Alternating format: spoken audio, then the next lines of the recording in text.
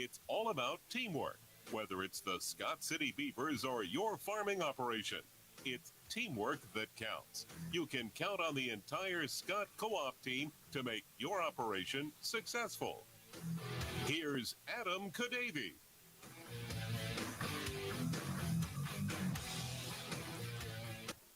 About 40 weeks ago, Scott City saw their season come to an end here at Darner Field in the region around the Class 3A playoffs. Here we go. Fast forward to September of 2024 as the Scott City Beavers open up a brand new season here as they host the Cimarron Blue Jays. Good evening and welcome to Scott City Beaver Football. Glad you could join us here on Mix 94.5 and also on the Beaver Broadcasting Network. I'm Adam Kadavy alongside once again Tim McGonigal here as tonight Scott City and Cimarron meet up to kick off the 24 season. Scott City, as I mentioned, was 8-2 a year ago. For a second straight year, falling to the Andale Indians in the regional round of the 3A playoffs, while Cimarron had a 1-8 record, their lowest win total since 2009, but they lost in their last two games after picking up their first win toward the end of the year last year to the 2A state runner-up in Hoisington and then to a semifinalist in Norton. And that was their last two games of the regular season. Both two teams do return some pretty good groups from last year's squads. Well, welcome aboard again, Tim. Another year for some high school football. Oh, I'm happy to be here, and I'm excited. I mean, it's like I've been waiting for this for, 6-9 months? It feels like forever. Yeah, I'm with you there. But I tell you what, listening and talking with the coaches and learning a lot from last year's playoff loss to Andale, the big thing that Scott City wants to do is establish a physicality game. They've been a physical team, but they're like, if we want to take the next steps, we've got to be a little bit more physical. Well, if you watched the Andale game a year ago, that's exactly what Coach is talking about, is the physicality of Andale compared to the way we played against them. And even Cheney, now 2 years ago we lost to Cheney in a one-point game. I mean, that could have been our game to have won. But Cheney really has a great offensive line back from last year. And so if you're going to play Cheney in the playoffs, you better be able to play physical at the line of scrimmage also.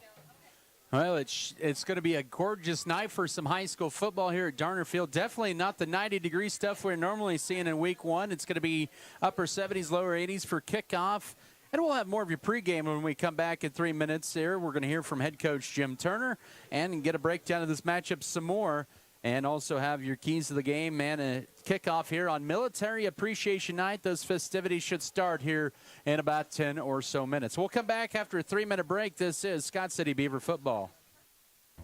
The Scott Recreation Commission invites you to come get fit in their fitness center, no matter what your focus is. The Scott Recreation Commission features a wide variety of fitness activities, including free weights and cardio. With an affordable membership, you're able to access not only the fitness area, but also group fitness classes. Find out your workout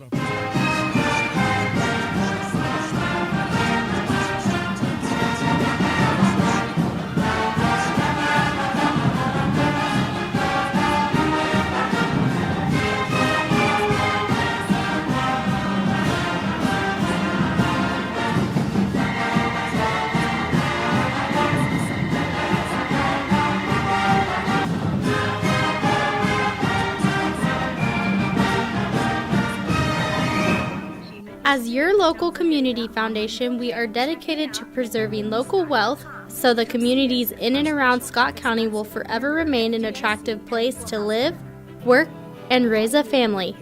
We respond to the needs of our community through grant making, scholarships, and other special projects. Visit us online at scottcf.org.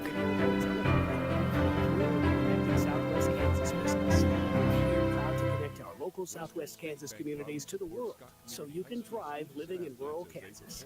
Pioneer Communications. We're your community connected. Have you been to Scott City Guns yet? Needing a new gun for hunting, target shooting, or just plinking? Maybe you want to do a trade-in. Scott City Guns have over 300 firearms and 60 different brands, accessories, ammunition, and target needs. Check them out on the web at scottcityguns.com or stop by West Highway 96, Scott City, Kansas. Ask about a layaway, special orders, and trade-ins. Buy from someone you can trust. Scott City Guns. and to get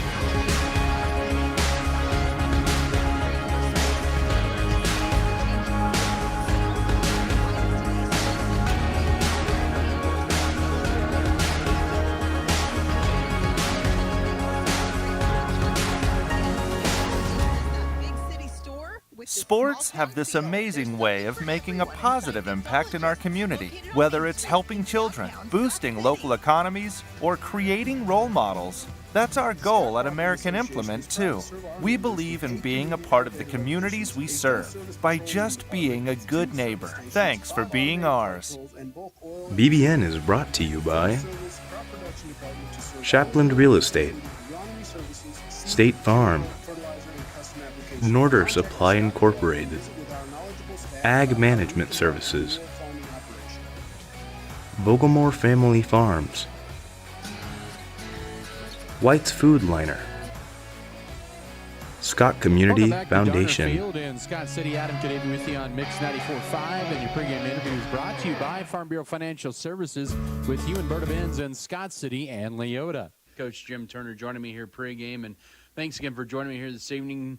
You guys do return a pretty good group from last year's squad, back-to-back 8-2 seasons in 22 and 23. And you take a look at your first couple weeks of practice. You're in that mid-50 range for players out for football, and the practices have been pretty competitive. How would you assess how your team is doing getting ready for week one? Yeah, I think our Western State Bank, Backyard Blooms and Garden Center, LLC, Spray Foamit, LLC, Good Anesthesia and Pain Management Services,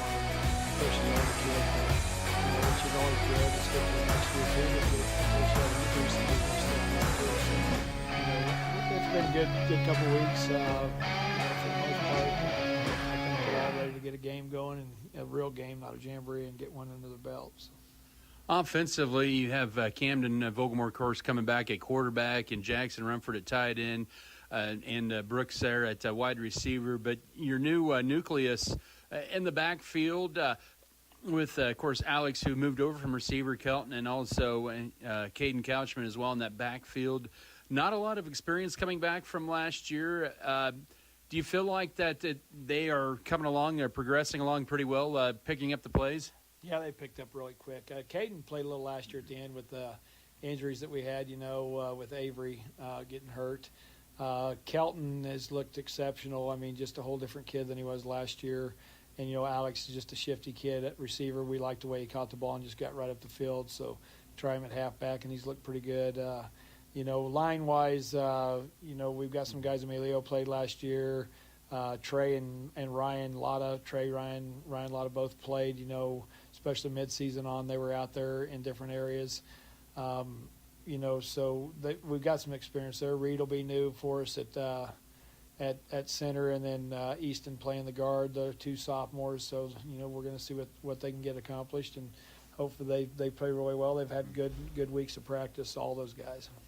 Defensively, you got a pretty big group coming back from last year, a good, solid defensive group there. Some realignment a little bit in the defense as well from positions from last year, but you have to like how they have really kind of bought into where they're at and have settled into their positions. Yeah, and I don't know if you can say settled in because we might not be done moving people. You just never know, from game to game and what people look like and what the backups look like. We got some guys pressing from the second team that are looking pretty good, and we've got some options. We're pretty thin in secondary, so we rotated Brody Holstein in at Bandit and Camden back to safety and Bergner to corner. If we have an injury or something here or there, we want to relocate some guys instead of dropping down to the sophomore ranks real quick. So that you never know what's going to happen. We're still searching, for tackles. I think Emilio and Ryan have played really well in the jamboree, but they're also playing offense, and they're going to need some breaks. So we need some guys to fill in there too. And Baylor could be a guy that could go a few plays for us. But we're looking at maybe Blaze Gossman coming in on some passing situations for pass rush, and so we've got some different ideas and some different things we're kind of looking at. Once again, it is Coach Jim Turner here pregame tonight as Scott City takes on Cimarron. It's your military appreciation nights, and get to wear the camo home jerseys. But Cimarron, a team that was 1-8 a year ago, could have easily been 2-7. Had one that was a one-score game that they'd lost, but they do have a pretty good group coming back here, and it all starts with their quarterback and Trace Copper. Yeah, the quarterback's really good. He's fast. He throws the ball well. He's elusive in the backfield. Not a real big kid, but he makes up for it with his speed and quickness. So, we're going to have to play really well in containing him. That'll be the big goal. We have to control him and not let him beat us. And, just week one, the Jamboree, I think, helps out with a lot of the mistakes, kind of get those out of the way. But week one, it's always nice to get a season started here and continue to kind of get into a rhythm of Friday nights and having the weeks kind of be the same. Yeah, get into a routine a little bit. We tried to get the routine going Monday, with no school. That didn't help. But with films and then, try to have a little shorter practice. But, I don't know. I think we're going to have to play really well against them just like we do against everybody because we can't let what they have that's pretty quality beat us. If we can take care of that, we'll be okay, and then we'll move on to the next game and see what we need to do there. Season opener for Scott City as they host the Cimarron Blue Jays. Coach Jim Turner joined me here in the pregame. Thanks again for the time, as always, Coach, and good luck to you guys. Thanks, Adam. That was Scott City Beaver coach Jim Turner. Your pregame interview is brought to you by Farm Bureau Financial Services with Hugh and Berta Benz in Scott City and Leota. We'll have more to come in your pregame show, including a breakdown of the matchup. Also bring you starters, keys to the game, and the opening kickoff, as it's a season opener for Scott City hosting Cimarron. You're listening to Scott City Beaver Football. Let's go another 3 minutes here, please. 3 minutes. Next Tech Wireless. Right now, you can get up to $1,000 off a new phone, like the Samsung Galaxy S20. Well, what are you waiting for?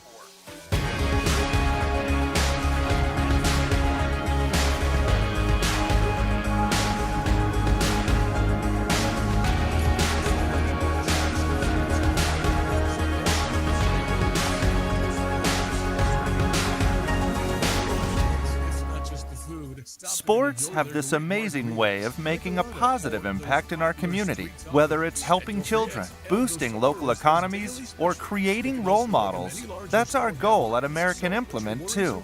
We believe in being a part of the communities we serve by just being a good neighbor. Thanks for being ours. BBN is brought to you by Shapland Real Estate, State Farm, Norder Supply Incorporated, Ag Management Services, Vogelmore Family Farms, White's Food Liner, Scott Community Foundation.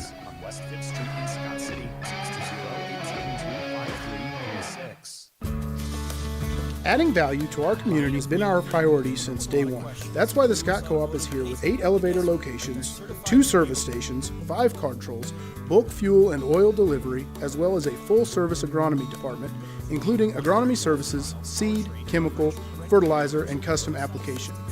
Visit us online at scottcoop.com or download our app for more information. Scott Co-op is a proud supporter of our local communities.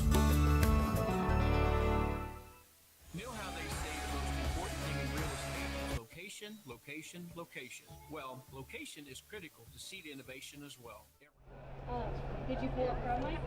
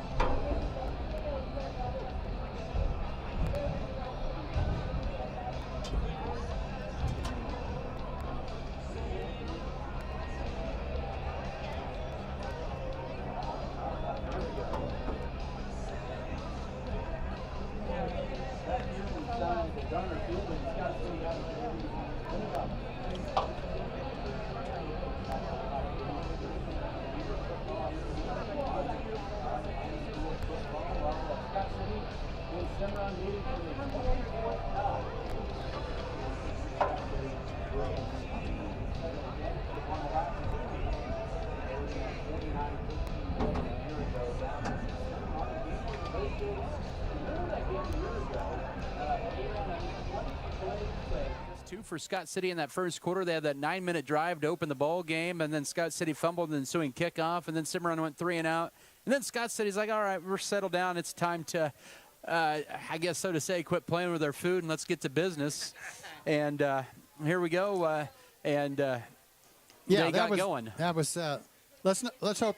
I bet we don't have a repeat of that this year. I got one of those feelings as well. It should be a good battle here. You know, Scott City had some pretty good numbers a year ago offensively, 34, almost 35 points a game, 320 yards of offense. But they got to replace some of the pieces in the backfield. They do replace them with some experience. Alex Tarango, he's played there a couple of times, I guess his freshman year. He was out at wide receiver last couple of years. He goes to a halfback spot. Caden Couchman started late in the season when there were some injuries and that. Yep. But Kelton Cook getting his first career start there at that halfback or tailback spots. And yeah, I tell you what, he's looked really good in practice, picking up the scheme, and that's big. And it also is big. Scott City has a starting quarterback back, starting tight end, and a few linemen that have played some significant snaps last year. Yeah, I agree with that totally, Adam. And I look for more offensive explosion this year than what we had a year ago. Now, that's just me personally. I think we'll be throwing the ball a little more than we did a year ago, which could lead to linebackers backing off, which could lead to a better running game. That's my feeling. It could be kind of like that this year, yeah, where the passing game opens up the running lanes, where it's been maybe different than years past. Yeah, that's exactly right. Run until they're thinking it's a run, then we're going to throw over the top, okay? I think it should be the other way this year. I think we'll pass a little more, which should make people back off the line of scrimmage, and we won't have 8 people in the box all the time. Absolutely, you know, and the offensive line, they've got returning starters with Ryan Lotta, Emilio Contreras, and Reed Felker. They've started quite a few games toward the end of the year. Last year, Lotta was the main starter at center. Felker got a lot of snaps. Contreras returns to his spots. One that's not in the starting lineup but may down the road this year is the senior Oscar Mendez. We'll see him, but Trey Ryan getting a start there at right tackle. They feel pretty good. They've got a little bit of depth right now, but would love to get some more depth along that offensive line. But the 5 that they have and the 6 that could rotate, 6 or 7 rotate, are pretty good athletes there. Yeah, I agree. I think it was great last year when we did have some injuries on the offensive line. We had some, like Felker, he just stepped right in. We just had, which was good for this year. You know, tonight's a night of jitters for some kids. It'll be their first time starting varsity. I don't care if you had a jamboree last week. Yeah. It's still varsity night. Defensively, Scott City will stay with their same 44 principle. They get Lotta and Contreras in that interior line, but a pretty good set of seniors at the defensive end. Case Armendariz, he had 61 tackles. That's a returning leading tackler from a year ago. Jackson Rumford, and we know what he can do. He has 4 career sacks. He had 2 last year. And then you get a pretty good secondary linebacking core. Couchman, who's a junior, and then Alex Tarango, Peyton Bergner, Brooks Bailey, even Cam DeVolgamore. They're going to, some of them would like to donate to Voodoo Warriors United, a Kansas nonprofit organization geared toward helping veterans to assimilate into society. Our donation buckets at the concession stand this evening. He's fine. Go back to there's an opportunity for that to build throughout the year, and also some players that our flag holders on the field tonight: Skip Newbrick, representing the Marines; Seth Cardenas, the Marines; Mary Pat Becker, the Army; Charles Semenko, Army; Trevor Fisher, Army; Tim Vanderwatt, Army; Steve Edwards, Air Force; Keith Brown, Coast Guard; Trey Davidson, LEO; Dale Nickutt, Navy; Richard Fisher, Army; and David Clinton of the Marines.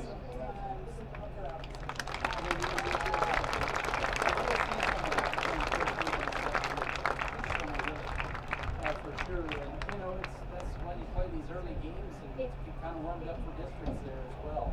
On the other side, Cimarron, they've had 2 wins and 1 win over the last couple of years, but this is the team they feel like they're going to continue to improve along the way. Of course, it helps when you have a versatile, all-purpose type of quarterback, a dual threat. Trace Copper, 3rd-year starter at that quarterback spot, and he had over 1,800 combined yards a year ago. 15 total touchdowns, 8 passing, 7 rushing. He's going to have a good sophomore, Veronica Dorman, a sophomore, Wilson, a junior. That'll be his arsenal. Pretty good running back behind him. Next player that's a sophomore that's starting to get some starts because of some injuries toward the end of the year last year. Caden followed as well? Well, I think Cimarron has got to improve from a year ago. They've got 2 or 3 seniors that played this year. So their kids have been through the varsity thing. I think they'll be ready to play. I'm not sure if they can handle Scott City's physicality. They do return a pretty good group of linemen back on the offensive board from last year. They improved from last year on the scoring side of things. Here come the Beavers!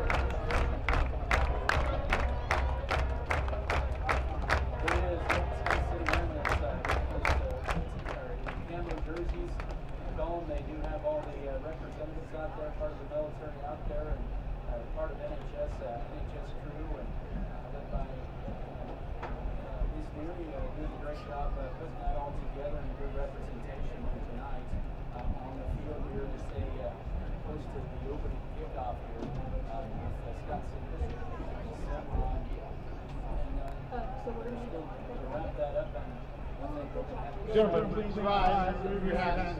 Singing our national anthem by SCHS Encore, led by Mr. Chris Hubbard.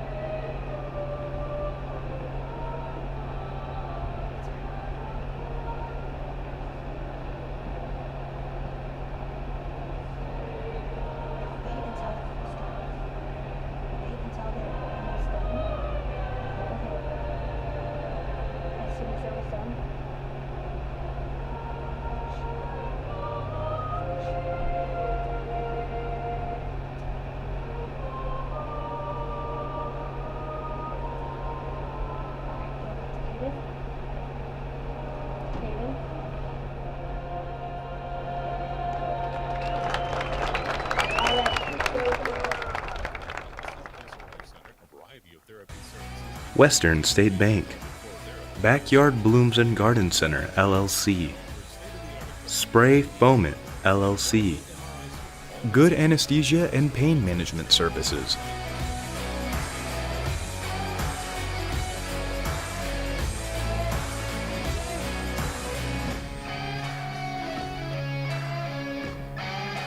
Back here at Darner Field in Scott Cities will get you to your starting lineups here, presented by Security State Bank in Scott City and Leota.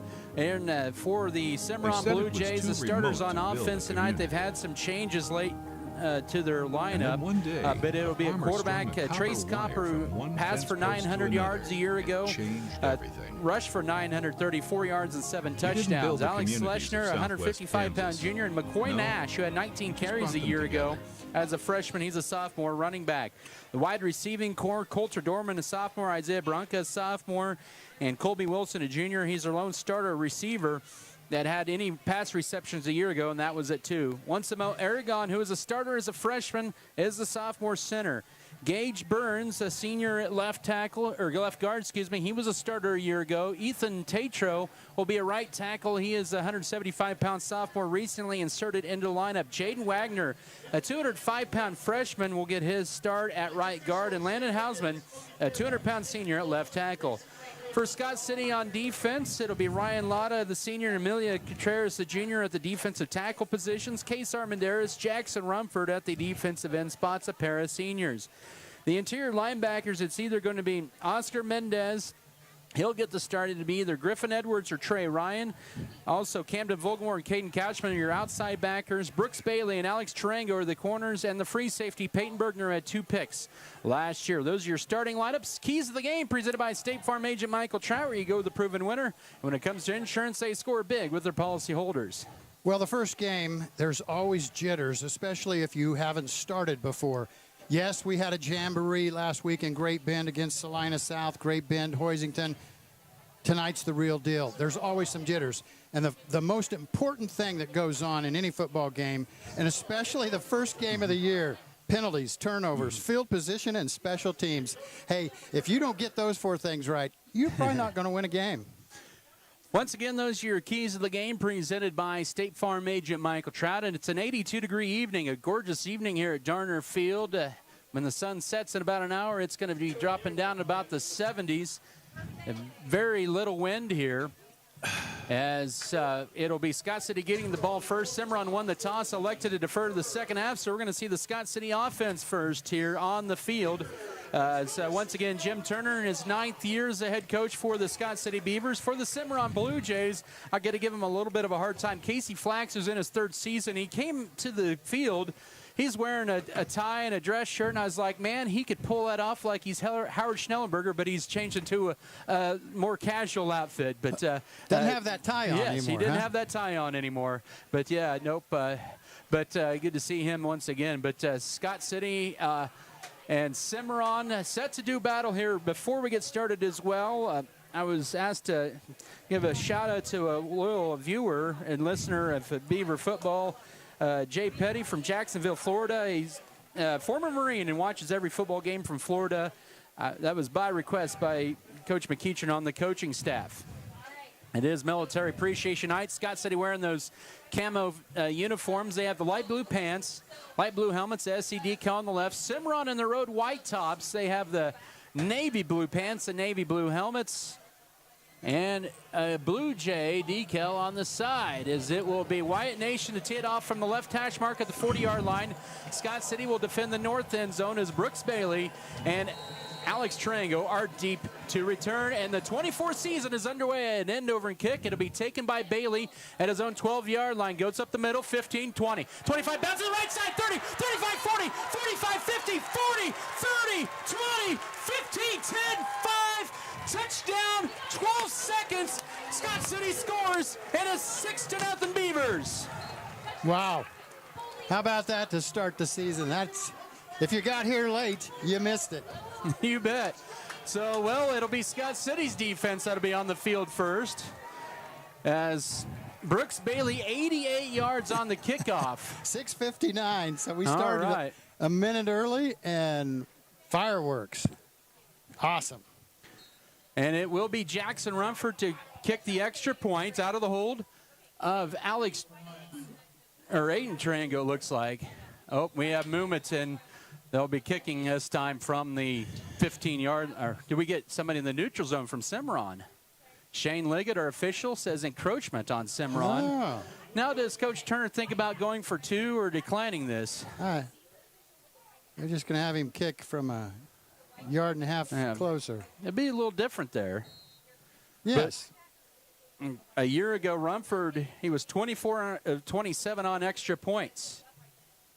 Now, the snap placement down. The kick is on the way, and it is true, and on to lane 1 of the track. 7-0 Scott City, 12 seconds into the 24th season. The Beavers to kick off in 30 seconds. This is Scott City football. Miller Veterinary Clinic in Scott City loves to take care of your large or small animals as much as you love caring for them. Doctors Callista Miller, Stacy Rogers, Ellie Minix, and staff provide quality and compassionate care for your pet's health. They invite you to bring your animals in for checkups to keep their health in top shape. Miller Veterinary Clinic is also a full-service clinic and offers quality care with their boarding and grooming facility. Animal health supplies and foods are also available. Miller Veterinary Clinic, South Highway 83 in Scott City, where they have compassionate care for all of God's creatures. Beaver Football presented by Ag Management Services, American Implement, B&H Paving, Bartley Grain, Beavertown FFL, Beef Belt, Burning Farm, Shells, Flyers, and more. Circle C Farms, Clint's Diesel Repair, and Decal Bayer.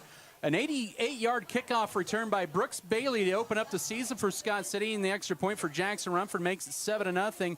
That's the first kickoff return for a touchdown for Scott City since Parker Gooden returned it 88 yards against Beloit in 2019 in a district game. It's also the 20th non-offensive score for Scott City since 2013. I love them non-offensive scores. Right. A year ago, Scott City got 2 in one game against Smoky Valley. They already have one to begin the year. Well, here we go with 11:48. Here's Rumford's kick. This is a boomer, and this, they'll let it watch about 4 yards deep in the end zone, and so the Blue Jays will start at their own 20-yard line. That is a weapon in itself. Oh, for sure. That kickoff. Of course, Rumford in August announcing after getting an offer, he's going to be a preferred walk-on at Kansas State University next year. Does that mean that nobody else will be trying to still call him and say, hey, we'll give you a scholarship? Oh, there's still that opportunity. Yeah. And Coach Gentry doing a good job going out and getting the kicking tee. I bet they assign somebody to do that shortly. They will now. So we'll see the Blue Jays from the middle of the field moving from south to north at their own 20-yard line, 1st and 10. They'll split 3 receivers to the left.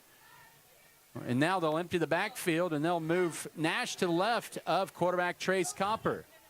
They have plenty of time to snap it here as they move a man in motion and be quarterback sweep left side for Copper. He gets turned back in and then meets a wall of Beavers. Trey Ryan, also Kesar Menderes in there along with Oscar Mendez for a loss of a yard. Well, that didn't bode well for Cimarron. No. Man, no backside blocking. That all starts with the defensive end on that left side, turning the play in. 2nd and 11, 19-yard line, 1st minute of the ball game, 7-0 Scott City. Shotgun set up with a 3-receiver set. 10 to snap it here for Copper. He'll be rolling to his right. It's going to be a design draw right side, and he goes backwards again. Scott City pursuing well to the football, and another big loss on the play. All the way back to the 16 as Jackson Rumford makes the stop, 3rd and long coming up. Well, just the beginning here. Scott City looks pretty impressive on defense. They do. Rumford changing his number this year from number 44 to number 9. Yeah, I just was noticing that. So, yeah, he threw me off when I saw the front cover of the Pregame magazine, and I'm like, well, maybe I thought maybe he just borrowed it, but he just decided to change the number. A year ago, Scott City on defense on 3rd down held opponents to just 28%. It's 3rd and 14, right hash mark at their own 16 with 10:20 to go first quarter.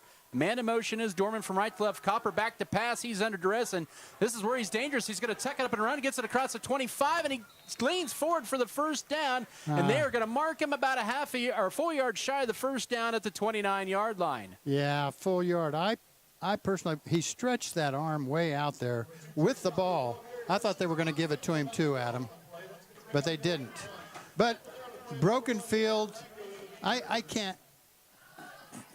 You don't suppose Cimarron's going to go for this, are they? Well, they do show like they'll go, and then they will step back and punt. Copper is also the punter, as that was Alex Trango. He is wearing number 1 tonight.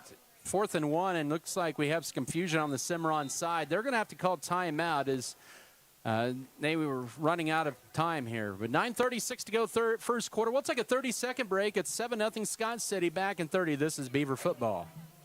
Go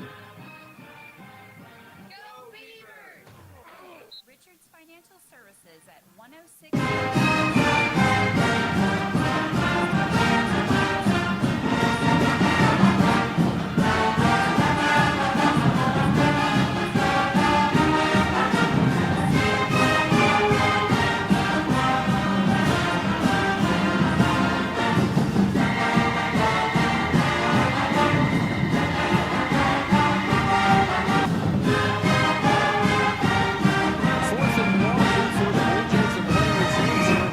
2:46 to go first quarter. 7-0 for Scott City. Trace Copper is set to punt. Standing at his own 17-yard line, the snapper is going to be Colby Wilson. Scott City will send one back, and it's going to be a quick kick. It's a high kick, angled right side, and it's going to be caught by Trango at his own 38-yard line, left sideline. 50, 45 into Cimarron territory. And he had the feeling as he was getting across midfield, he was pretty close to breaking as he takes it to the 44-yard line. He is another one, Adam. He's really got some speed. He can run. And being a wide receiver, halfback, I think there'll be some opportunities for him to scorch the earth and go 70, 80 yards at some point. Cimarron Blue Jay 45-yard line, left hash mark for the Beavers. This will be the first offensive snap. Rumford has to come out for a play. I think it might be emphasis on the knee pads. His knee pads were above the knees. That's an emphasis that officials are looking for this year, and Bailey's going to have to come out as well. They send him to the sideline. Peyton Bergner is going to get the spot at the right wide receiver right. He's like, I guess I'll go to the huddle here. Get the play real quick. You have to have your knee pads? Your knee pads have to be completely covering your knees. They can't be above. 1st and 10 at the 45, and now we have another stoppage. And one of Cimarron's players has to come off because of that position or situation. Isaiah Bronca has to exit. So they don't just come over and say, pull your knee pads down. Nope. They tell you to get off the field. They do. So they're going to bring in quickly Maverick Seek, a freshman. As you can see, Cimarron goes pretty young after a few. Here's a little tunnel screen right side. Bergner drops it at about the 45-yard line. He was the intended receiver. 2nd down and 10. Well, that's a good sign. They threw the ball first play of the game for Scott City's offense. And so Rumford talks to the officials like, I'm right. Knee pads at a better spot now. And he's like, yep. So back to action. Brooks Bailey will be split wide to the right on 2nd and 10 from the Blue Jay 45. Tarango split to the left. It'll be a handoff left side. This is Kelton Cook. He'll get the carry for about 3 to the 42 on 2nd down. And that'll set up about a 3rd and 7 on the play. In the tackle that time was Isaiah Bronca, who's back in there after a play.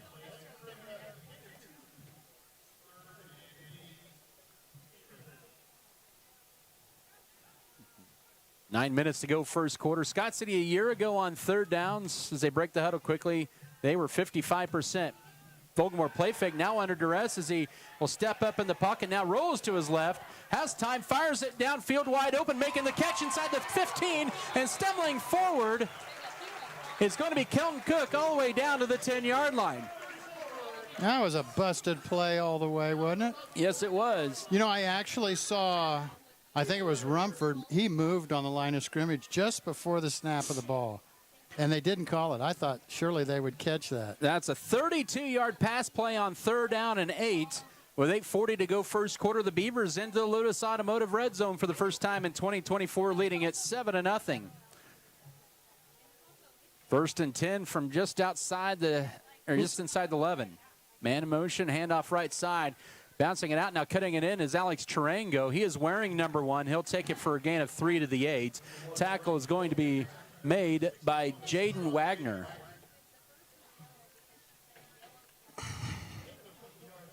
So, well, Cimarron's sure making us work right now. Yes. Their defense, I think, is better than their offense at the moment. For sure. Easton Eisenhower is getting his first career start at right guard tonight for Scott City on 2nd down. It's going to be play fake, outlet left. Here's Jackson Rumford. Gets the first down, reaches across the pylon. Do they give him the touchdown? No, they don't. They'll say he's marked at the 1-yard line. He reached over the pylon, but the official will not give him the score. But it's going to set up 1st and goal inside the 1 on a 7-yard pass play. Wow. I mean, that must be at the 2-inch line off of the, about as close as you can get to the goal line. Rumford, who had 23 receptions this year, has that one for 7. 1st and goal just inside the 1. 8 minutes to go first quarter, 7-0 Scott City. Volgamore handoff, Kelton Cook left side. He walks in standing up. His first career touchdown a year ago was against Cimarron. His second career touchdown is against Cimarron, and it's 13-0. Just a fullback blast off to the left side of Scott City's line. Cook never got tackled. He ran to the back of the end zone. Nice drive that time for Scott City and results in 6. Extra point attempt for Rumford is on the way, and it is high, and it is true. 14-0 Scott City. We're at the 7:56 mark of period number 1 here at Darner Field. We'll come back in 30 seconds for the kickoff. This is Scott City football. At Axis Seed Red Barn, we're committed to dialing in the data for your farming success. Our corn hybrids offer exceptional drought tolerance and impressive ear flex, ensuring a profitable harvest. Proudly local, yet backed by a national brand, we deliver top-tier seeds with a personal touch. And as always, we're here to support our community, cheering on the Beavers. Axis Seed, where data meets dedication.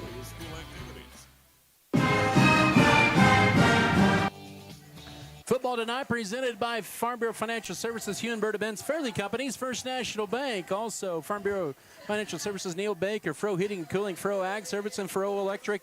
That drive for Scott City was helped by a 32-yard pass play to Kelton Cook on 3rd and long on a scramble. And then it was a 1-yard run by Cook, who finished the drive off on a 6-play, 45-yard drive that took 90 seconds. And Rumford's PAT made it 14-0. A couple of first downs for the Beavers on that opening drive, taking advantage of short field. They'll kick off from the 40-yard line. Deep to return for Cimarron will be Isaiah Bronca as well as Trace Copper. Here's a Rumford kick. It's spiraling left, and this one is going to take a high bounce, picked up by Bronca at the 10, goes right side, 15, takes it across the 20 right sideline, and then K. John will escort him out of bounds across the 25 to about the 28-yard line.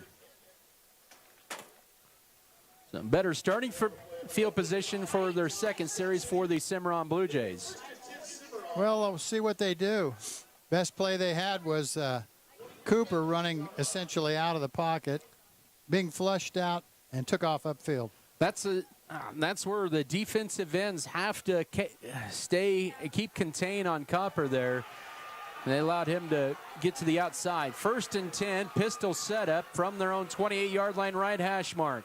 Copper has McCoy Nash in the tailback position. It'll be a counterplay left side. This will be Schlescher, and he gets met hard right at the line of scrimmage. Jackson Rumford and also Brody Holstein, the junior, in there on the tackle for no gain, 2nd and 10. Wow. That looked like that was going to maybe go places, and it just got shut down. Wow.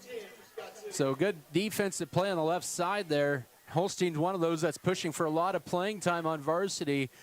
Scott City really starting to like their depth. They saw it with their number 2s when they were scrimmaging the number 1s in practice. Hey, good. 2nd and 10 as we approach the 7-minute mark of the first quarter. 14-0 Beaver lead.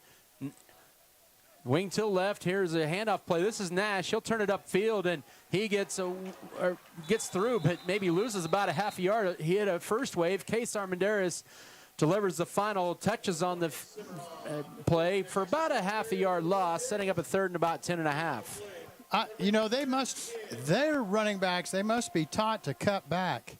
I think they'd be better off just coming to the sideline, try and keep it coming. Scott City has great pursuit from the backside. 3rd down and 11. They'll say a loss of 1 on the play. 6.5 first quarter, 14-0 Beaver lead. 12 to snap it here for the Blue Jays. Student section in full force for the Beavers. Copper back to pass. Rolling to his left. Now he's just going to, he's going to throw it late. He has incomplete. He overshot right at midfield in the middle of the SC decal, Isaiah Bronca. And that's going to be the second 3-and-out delivered by the Scott City defense. Cooper actually had 2 receivers on this near side of the field with 1 defender guarding both of them, and then he threw it back to the center of the field instead of down over here. But, who knows? The guy he threw it to could be his favorite receiver. Copper, second straight punt here. Standing at his own 16-yard line. Scott City will send a couple back, a little confusion late. They'll send one back at the short kick. And it's going to take a couple bounces. Picked up by Bailey at the 39-yard line. Eludes one, 40, 45, midfield, 45. Oh, could he get another touchdown? 35, 30, no, or 33-yard line. Oh, we have a late flag out on the field. But a nice about 25-yard return, and he was oh so close to breaking that one, but it would have not mattered anyway. It's still fun to watch. Sure is. It's a holding call on Scott City. And that'll back them into their own territory. Takes about 20 yards of field position away from the Scott City with 6:03 right at the midway mark of this first quarter. Well, it's unfortunate that we were holding on that special teams play, but I kind of like what's going on here with special teams, Adam. That was very impressive with Brooks. Yeah, so far so good. Yes. It'll be at the 48-yard line for Scott City in their own territory. Their second offensive drive coming up after an opening kickoff return of 88 yards by Brooks Bailey and a 1-yard Kelton Cook run. And the Jackson Rumford PATs. Bailey splits the left of pistol wing T setup, handoff to Caden Couchman. His first carry goes around left side, 45-yard line in the Cimarron territory, and then he gets tackled out of bounds, and that's going to add 15 more on an 8-yard or 7-yard run. Yeah, the tackler got a hold of our ball carrier, but then he continued that into the out-of-bounds area and took the ball carrier to the ground. Can't do that. They call it an unsportsmanlike conduct, but it's going to be 15 yards for the Beavers, and it'll be a first down all the way to the Blue Jay 30-yard line. Yeah, they shouldn't have done that. Now they marked this at the 31, excuse me. But still a good spot for the Beavers. They're third and first and 10 of the quarter, leading at 14-0. Bergner will be split to the left. First game of the year, Adam. Referees, radio announcers, football players, coaches. And it's a pistol wing T again. This will be an option keeper. This is Volgamore's first carry, 25, and near a first down to about the 22-yard line. He just follows his lead blockers in front of him on the option keeper for about 8 yards. It'll bring up second and short.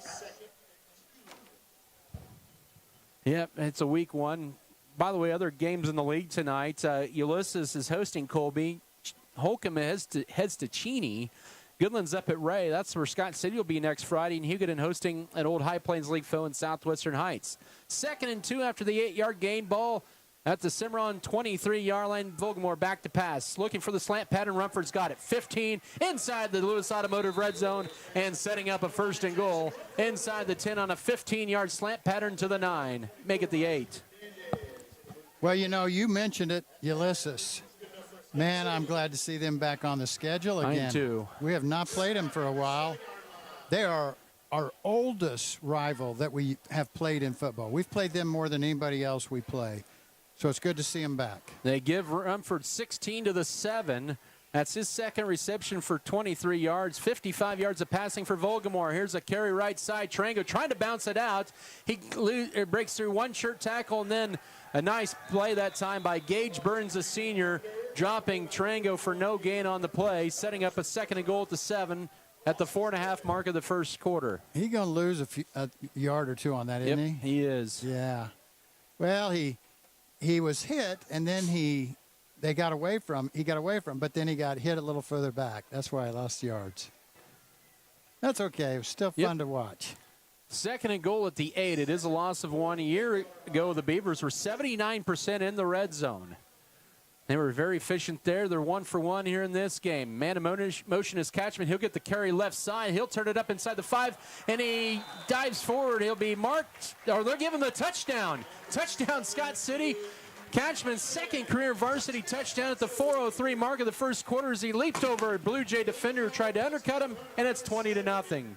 How about that hurdle leap that he did? Yeah, that was nice, and he did it at just right time and then dove into the end zone. Fun stuff. It's 20-0 Scott City with 4:03 to go here in this first quarter. Rumford looking for his third PAT of the period, and he's got it. Oh, my gosh, he kicks it far, don't he? He does. So the Beavers go up 21-0 with 4:03 here in period one. The Beavers to kick off in 30 seconds. This is Scott City football. Hi, this is Rebecca from your local Scott City's hardware store. This month brings in new Red Hot buys. Right now, mix and match. Faro Heating and Cooling of Scott City is a proud sponsor of Beaver activities. Brent and Angie take pride in helping our activities and support our students 100%. They can also help you with any heating and cooling needs that you have. Give Faro Heating and Cooling a call at 620-872-3508 and see if they can help you with your needs today. BBN is brought to you by 52-yard drive for Scott Lone City Tree results in Farms, 6 more points. Caden J&R, his first career rushing touchdown. He had her Next touchdown Tech reception Wireless, a year ago against Colby. Pioneer He Communications, gets the rush from 8 yards out. The extra point S&T, by Jackson Rumford, and it's 21-0 Scott County Scott Hospital, City. We're at the 4:03 mark. Scott of Co-op, period one, and the Beavers off to a Security hot start. State Bank, They've had drives of 45 and 52 plus 3 extra points and a kickoff return. They've been dominant about every facet so far here in the first 8 minutes of the season. Yes, they have been. Rumford, who already has a touchback in this game, will boot this one from the 40. A nice end-over kick. This will be taken by Bronk at his own 6-yard line. Angles right, 10, 15, outside the numbers, 20, 25, and Jackson Rumford, the safety, on the kickoff coverage, tackles him at the 35-yard line. Man, once he broke free there, I would have thought he would have went for the sideline to try and outrun Jackson to the corner. He just kind of ran right at Jackson. Yes, he did. And Rumford, good job of keeping his base there in a nice open field tackle. Yes, he did. Scott City's bringing Matthew Wheeler, a sophomore, in to play a little bit outside backer here. That's good. Get some of the younger kids in this varsity and varsity action. 35-yard line for the Blue Jays, and they have some confusion. They're going to run a 4-receiver set. They have 2 seconds, 1 second to snap it. They just get the playoff time swing pass out to the left, and this is actually to Copper, and he is going to be brought down by Camden Volgamore for a loss of 4 to the 31 on a little swing pass play. As in at quarterback was Coulter Dorman. Well, they'd like to get Copper out in the open field probably with the ball. That's their thought. Now, get him on the wing. And watching the replay on that, that's actually a rush. What do you mean a rush? Because it was a backward lateral pass. Well, I thought it was a lateral pass, from the – oh, so that wasn't a – It's a 4-yard rushing loss. Yes, I get what you're saying. Okay, there you go. 2nd and 14, 31-yard line. 3 minutes to go, first quarter, 21-0. Copper, it's going to be a design quarterback draw left side, and he runs out of real estate as Ryan Lotta slows him down initially, and then Camden Volgamore and the convoy drop him right at about the line of scrimmage. They may give him a yard to the 32. We'll see. Yep, they will. It's going to bring up 3rd and 13. Well, the class of 1974 is having their 50th reunion this weekend, and they're down here in the north end of the end zone with their 74 shirts on their backs. I just got up to look at the crowd here. I tell you, the big crowd. It is about to capacity here. This west side seats about 1,500 and maybe a few open spots here and there. But Cimarron 0 for 2 on 3rd downs, facing a 3rd down and 13 at their own 32. They have 5 to snap it with 2:15 to go in the opening period. Copper, wide snap. He goes to his right. He's now trying to roll to his right. Ball deflected, or almost deflected. Pass is caught by Schlesinger, and a nice play by Camden Volgamore. As that's going to be a loss and look like a screenplay over to the right side. It's going to be a loss of 2 to the 30-yard line, and 4th and 15 coming up. Yeah, it was a screenplay, and it was to the right side of the field. And it looked to me like it was so slow reacting. Scott City was not really rushing the quarterback. I mean, we had kids on top of that play. They saw it coming. The linebackers were waiting on it. I kept thinking it was going to be intercepted before he ever threw the ball. We got official timeout here with 90 seconds to go first quarter. They're letting the clock run a little bit there. 21-0 Scott City is your score here.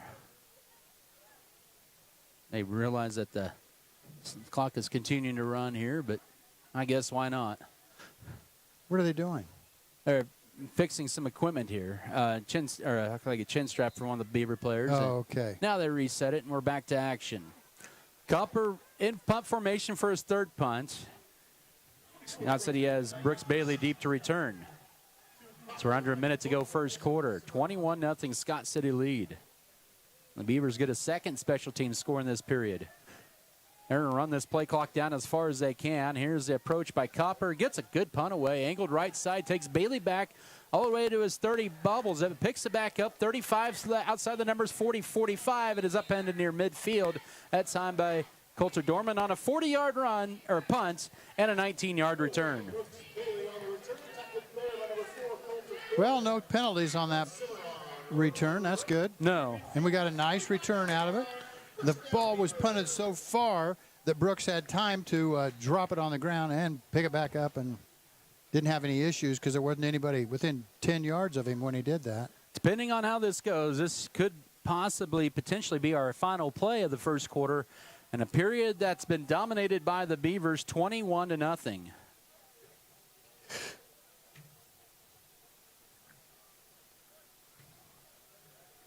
All right, here's a snap. It'll be we got a flag on the play. I think Scott City moved too early on the right side. No, it was this guy right here. Brooks Bailey was. Yep. He was in motion or he was coming off the field. I'm not sure what the deal was. 3, 4, 5, 6, 7, 8, 9, 10. 1, 2, 3, 4, 5, 6, 7, 8, 9, 10. Yeah, he was like, we only had 10 guys out there, and then we have Brooks wandering to the side slowly here. And that, I tell you what, how it was set up and where it was going, that looked like it was going to be a touchdown run. First and 15, 44-yard line left hash mark with 30 seconds to go. It's the same play right side to Tarango. Blocked nicely as well, 50-45 outside the numbers. Stiff arm, and he's escorted out of bounds. That time by Colby Wilson at the 40-yard line, but it is a gain on the play right at the first down sticks of 15 for Tarango on his third carry for 17 yards, and it will be the fourth 1st and 10 for Scott City. Man, we're chewing up yardage pretty easily here. Yes. That's 112 yards of offense for Scott City in this first quarter. Pretty balanced, about 50-50. 25.2 to go first quarter. Vogelmore swinging out left side. This is to Bailey. He'll turn upfield as a flag comes out. We're going to get a block in the back on Scott City at least. As Bailey took it to the Blue Jay 45-yard line for a gain of about 46, excuse me.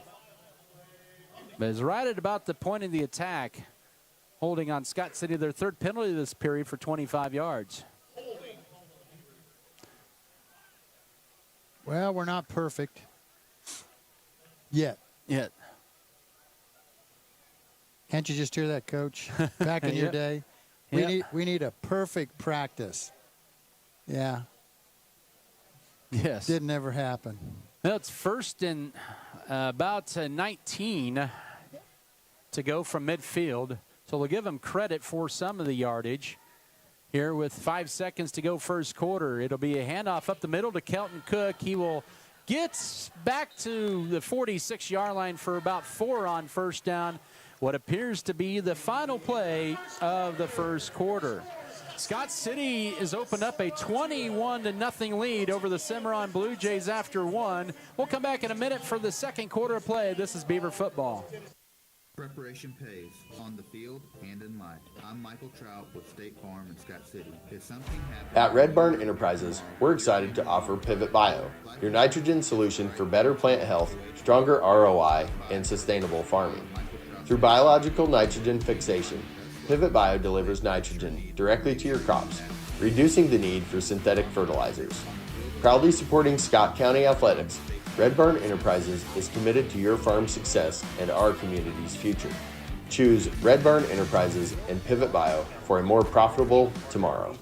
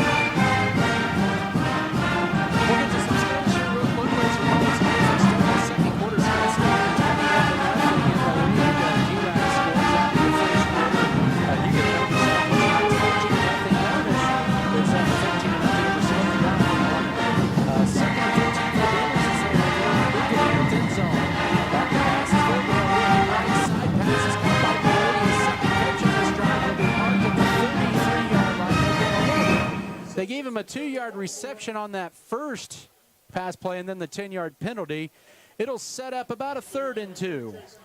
It's Copper with the tackle.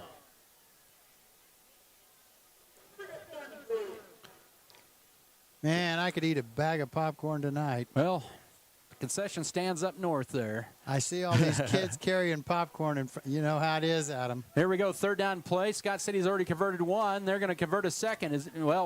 That's going to be premature. As Vogelmoor got the 1st down, they're going to get a holding on the left side of the line there, or on the left side of the play for Scott City.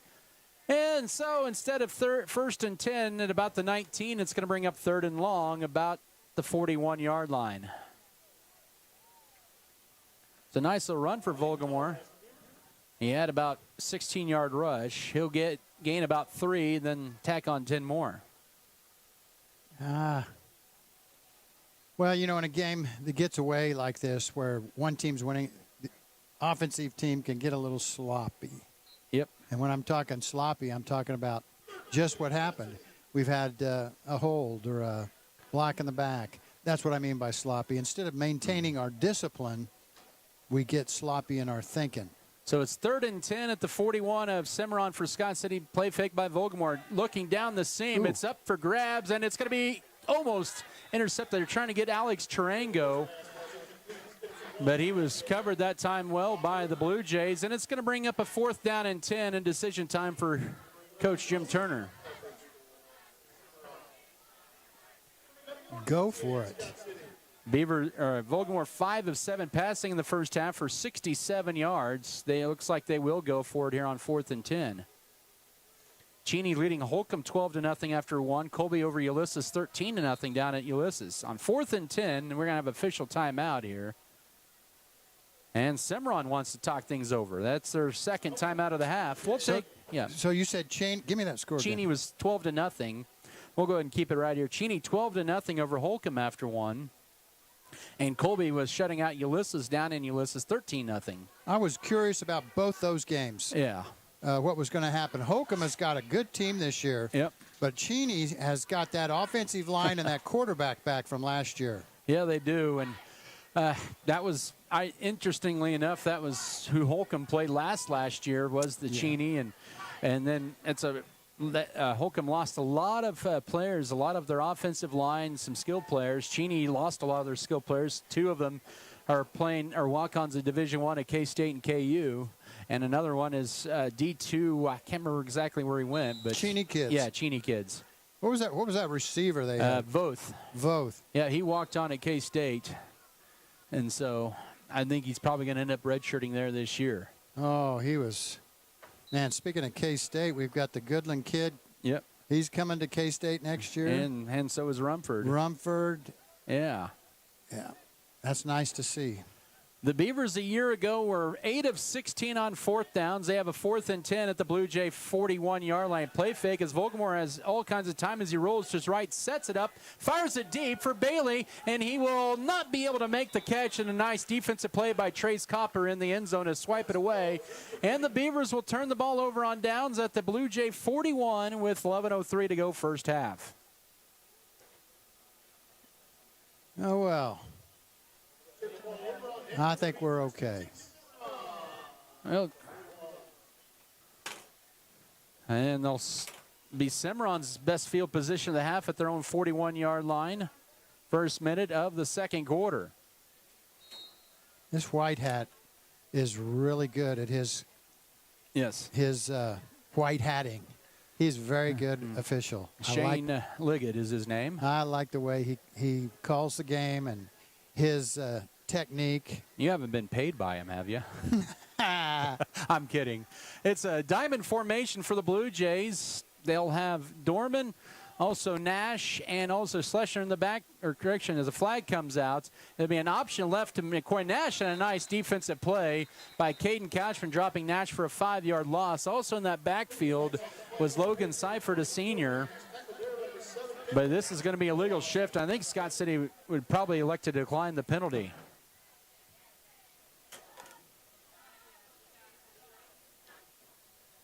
Right now, as it stands, Cimarron only has +3 yards of offense in this first half.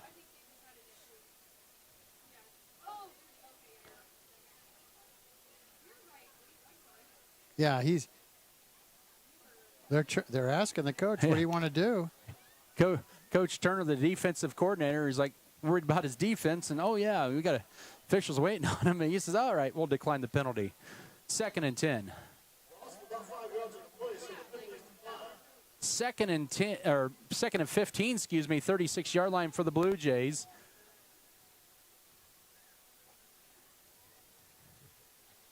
.45 to go first half, 21-0 Scott City. Back to pass is now, and eluding one. That time he flips it up and almost picked off by Brooks Bailey. His little flip there by Copper, trying to get it to his intended receiver, Dorman, but Bailey had a late break on it and almost got it picked off 3rd down and 15. Well, when you said flipped it, that's what he did. He didn't come up and throw it like you would, a regular football pass. He did the Mahomes kind of flipped it thing, which makes it go slower, which allowed Brooks Bailey to go after the ball. The improvisation there. Yeah, that's exactly what it was. He should have raised it up to his shoulder and fired a pass to that kid, and it probably got there. If that's not a word, it is now. I liked it. 3rd down and 15 as K. John comes in at a DN position for the Beavers, and now Cimarron has some confusion. We have an official timeout. Now K. John, he's like, the official's like, you have to go back out of the play because your knee pads are not below your knees. So Rumford's like, I've got to go back out there. Last night in that Chiefs game when it started, they were calling those offensive tackles out of position. 3rd and 15. That's a big discussion in the NFL for sure. 4 receivers set, twins on both sides. Copper back to pass. Now has to step up as he's under duress. Gosman had him, but he's eluded that time by Copper. He'll look downfield, throws it up for grabs, and it's picked off this time. Left side, here's Catchman, his first career pick, inside the 20 and into the red zone at the 15-yard line. Scott City was just +1 in turnovers a year ago, and they're +1 tonight, and they are set up at the Cimarron 14-yard line. Well, there have been several opportunities for picks, and that time it just happened. It was a good thing. Long throw, quarterback's running for his life, throws it downfield. Lots of blue shirts in the area. Into the red zone for the 3rd time this first half are the Beavers, up 21-0. It's 1st and 10 at the 14 left hash mark. That was just kind of a throw. In a way, I would have said if it had been further downfield, it would have been like a punt, but that was definitely not the case. As you could see there, the elusiveness, he is tough to contain. And now we're going to have official timeout here. I think Scott City is going to talk things over here as play clock was running down, and they are going to take a timeout. 10:02 to go, 2nd quarter. It's Cimarron trailing Scott City 21-0 back in 30 seconds. This is Beaver Football. Looking for a fresh start? How about buying a new car? We believe investing in our community is how we make a lasting impact. It's about more than just providing wireless services. We believe in rolling up our sleeves and working side by side with local organizations. Whether you're sharing cherished moments, staying updated on trends, or exploring your surroundings, we're there to keep you connected. Next Tech Wireless. We are Kansas.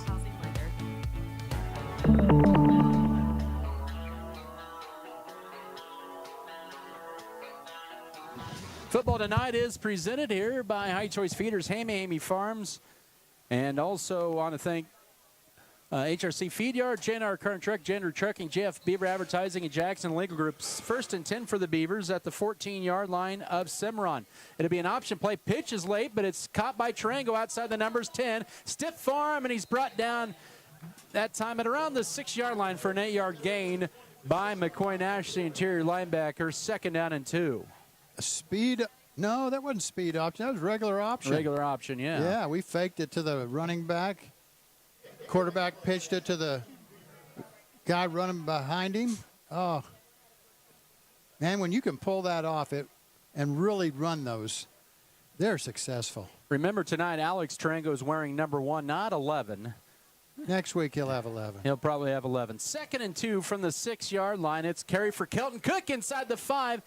Gets tackled at about the 1 and is driven back, setting up a 1st and goal. The thing that I've noticed when we get inside about the 10-yard line, Adam, is our splits, our offensive splits between the center guard and the guard and tackle. They're really wide. They're looking for better angles, is what I'm assuming. They're not real tight like the guards and centers. They're not standing. Their feet aren't next to each other. They're a yard apart easily. Kevin Wiebe enters the game as a halfback for the Beavers on 1st and goal at the 1-yard line. He'll be lined up at the left halfback position. Cashman at the right. 8 to snap it. It'll be a can on the right side, and Kevin Wiebe walks in for the first time in his career. Touchdown Scott City from a yard out, and it's 27-0. And the Beavers are showing off some different personnel to get into the end zone here with 8:37 to go first half. And that was just too easy, Adam. And actually on that play, they had tight splits on the left side of the center, and they had huge splits on the right side. How about that? And then nobody even touches him as he goes into the end zone. Rumford trying to knock in his 4th extra point of the first half. Felker, good snap, placed down. The kick is on the way. It's up, and it sneaks in the right upright, and it's a 28-0 lead. 8:37 to go here in period 2. We'll come back in 30 seconds for the kickoff. This is Scott City Beaver football. Not even the weatherman knows for sure what tomorrow will bring. And there's no rating.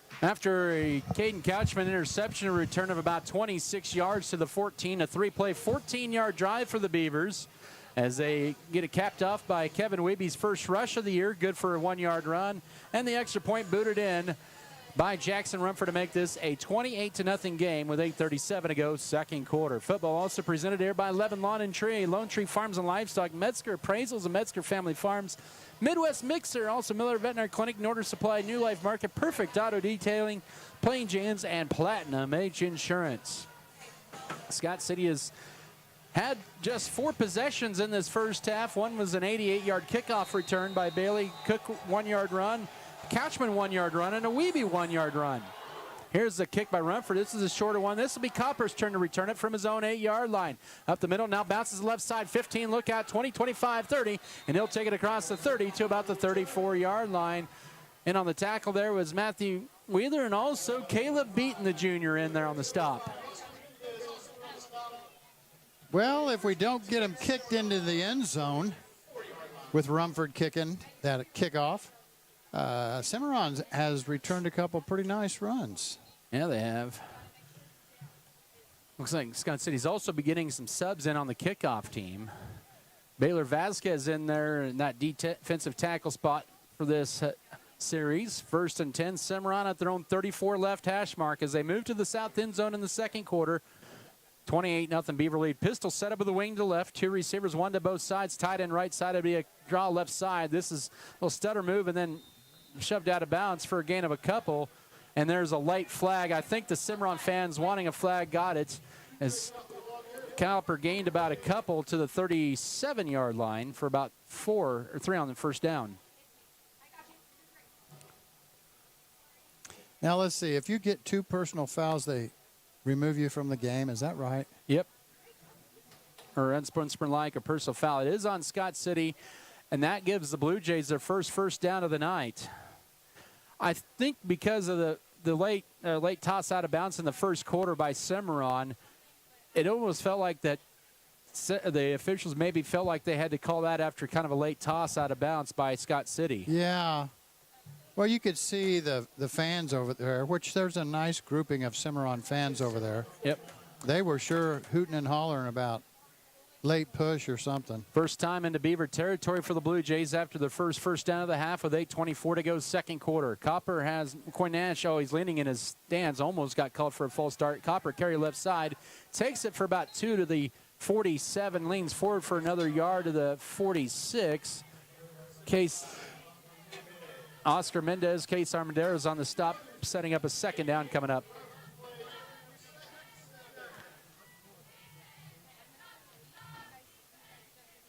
A second and about 7, 46-yard line. Well, the field looks fantastic, doesn't it? Yeah, I tell you what, they did a good job mowing it and painting it. Nope, second year for the field turf here, and it does look pretty outstanding. It does. Receiver bunch to the right side, wing to left and receiver left. Tight end right side on second down, and it's going to be a reverse play. It looks like a halfback pass to the right side for Batman. He'll make the catch for a first down inside the 35, and he'll take it. And his first reception of the year to the 31-yard line. Brooks Bailey, Camden Volgamore on the tackle for a 16-yard pass play that time on the wide receiver pass from Dorman to Batman. Kind of a reverse with a pass. It was nice. It was well done. Cimarron really did that well. And Scott City didn't get any pressure up through the center into the backfield. So after not having a first down in 2 of the last 3 plays, Cimarron's picked up a couple of first downs. And they have it at the 31 of Scott City as we approach 7 to go first half. Tied in the left side, 2 receiver set, 1 split to both sides. Wing to the right and a pistol set up, 8 to snap it for Cimarron. Copper surveys the field, claps his hands. It'll be a counter draw left side. He has a whole 25-yard line for about 6 on first down.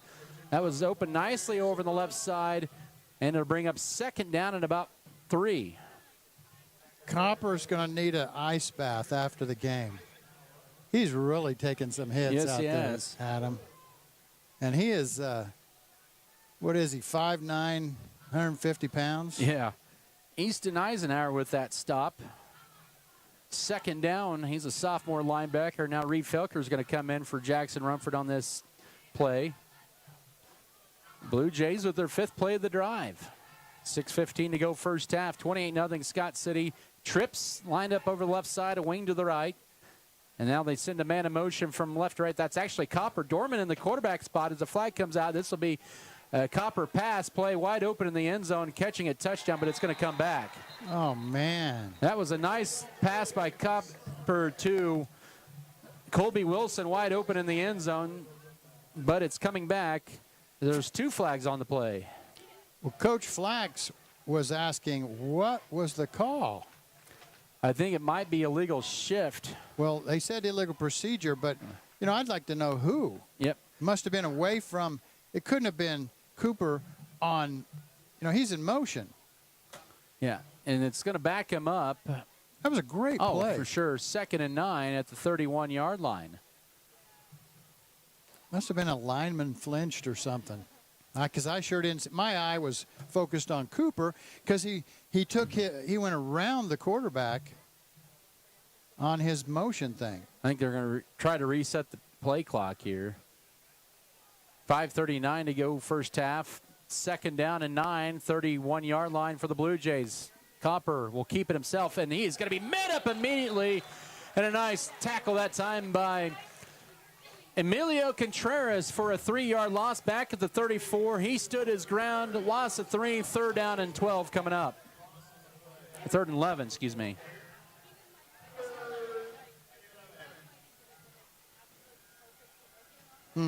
Boy, talk about staying in your lanes. That was a perfect example of that by Contreras and not over pursuing. Sure was. Well, you know, and Cooper's really good at looking like he's going to go left, instead he runs right. Or he looks like he's going to go right. And, you know, he's carrying that fake out with a couple of steps that way, and then he goes back the other way. Contreras wasn't fooled by any of that. 6th play of the drive for the Blue Jays. They have a lot of confusion. They're going to, do they get the timeout before the delay game? The answer is yes. That means we'll take it as well. Their final timeout called with 4:43 to go, 2nd quarter. 3rd and 11 for Cimarron when we come back. 28-0 Scott City Beaver lead. Back in 30 seconds. This is Beaver Football. For exceptional service in real estate, put Stephanie Shapland at Shapland Real Estate to work for you. Property homework is what we do best at Shapland Real Estate. We put forth every effort to get results that move you. Our expertise in buying and selling residential, commercial, and agriculture property is built on the tradition of trust and thoroughness that you deserve. Shapland Real Estate takes pride in our community and in cheering on our students in all that they do. Give Chaplin Real Estate a call Oh, or well. visit our website today. Yeah.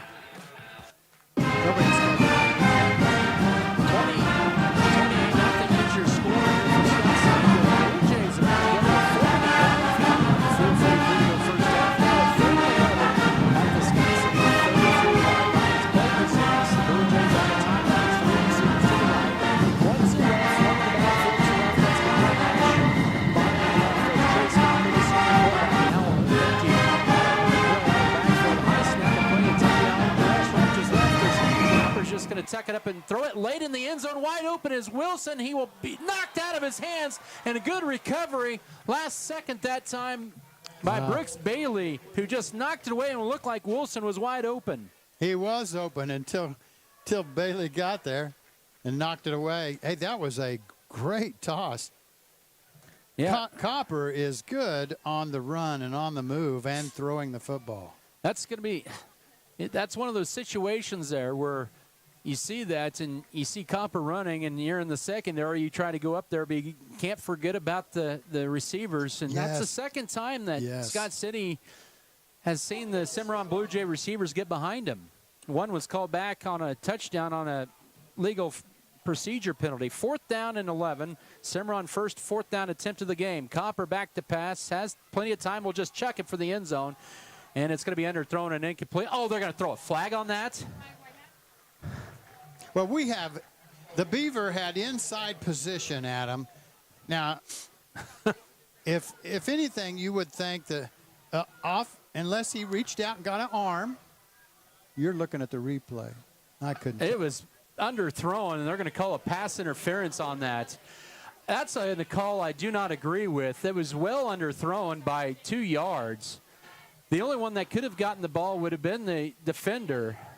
But it's going to bring up 1st and 10 for Cimarron, and they'll keep this drive alive. Well, the only thing that I could see on that replay was that the defender, the Beaver, was facing the offensive player.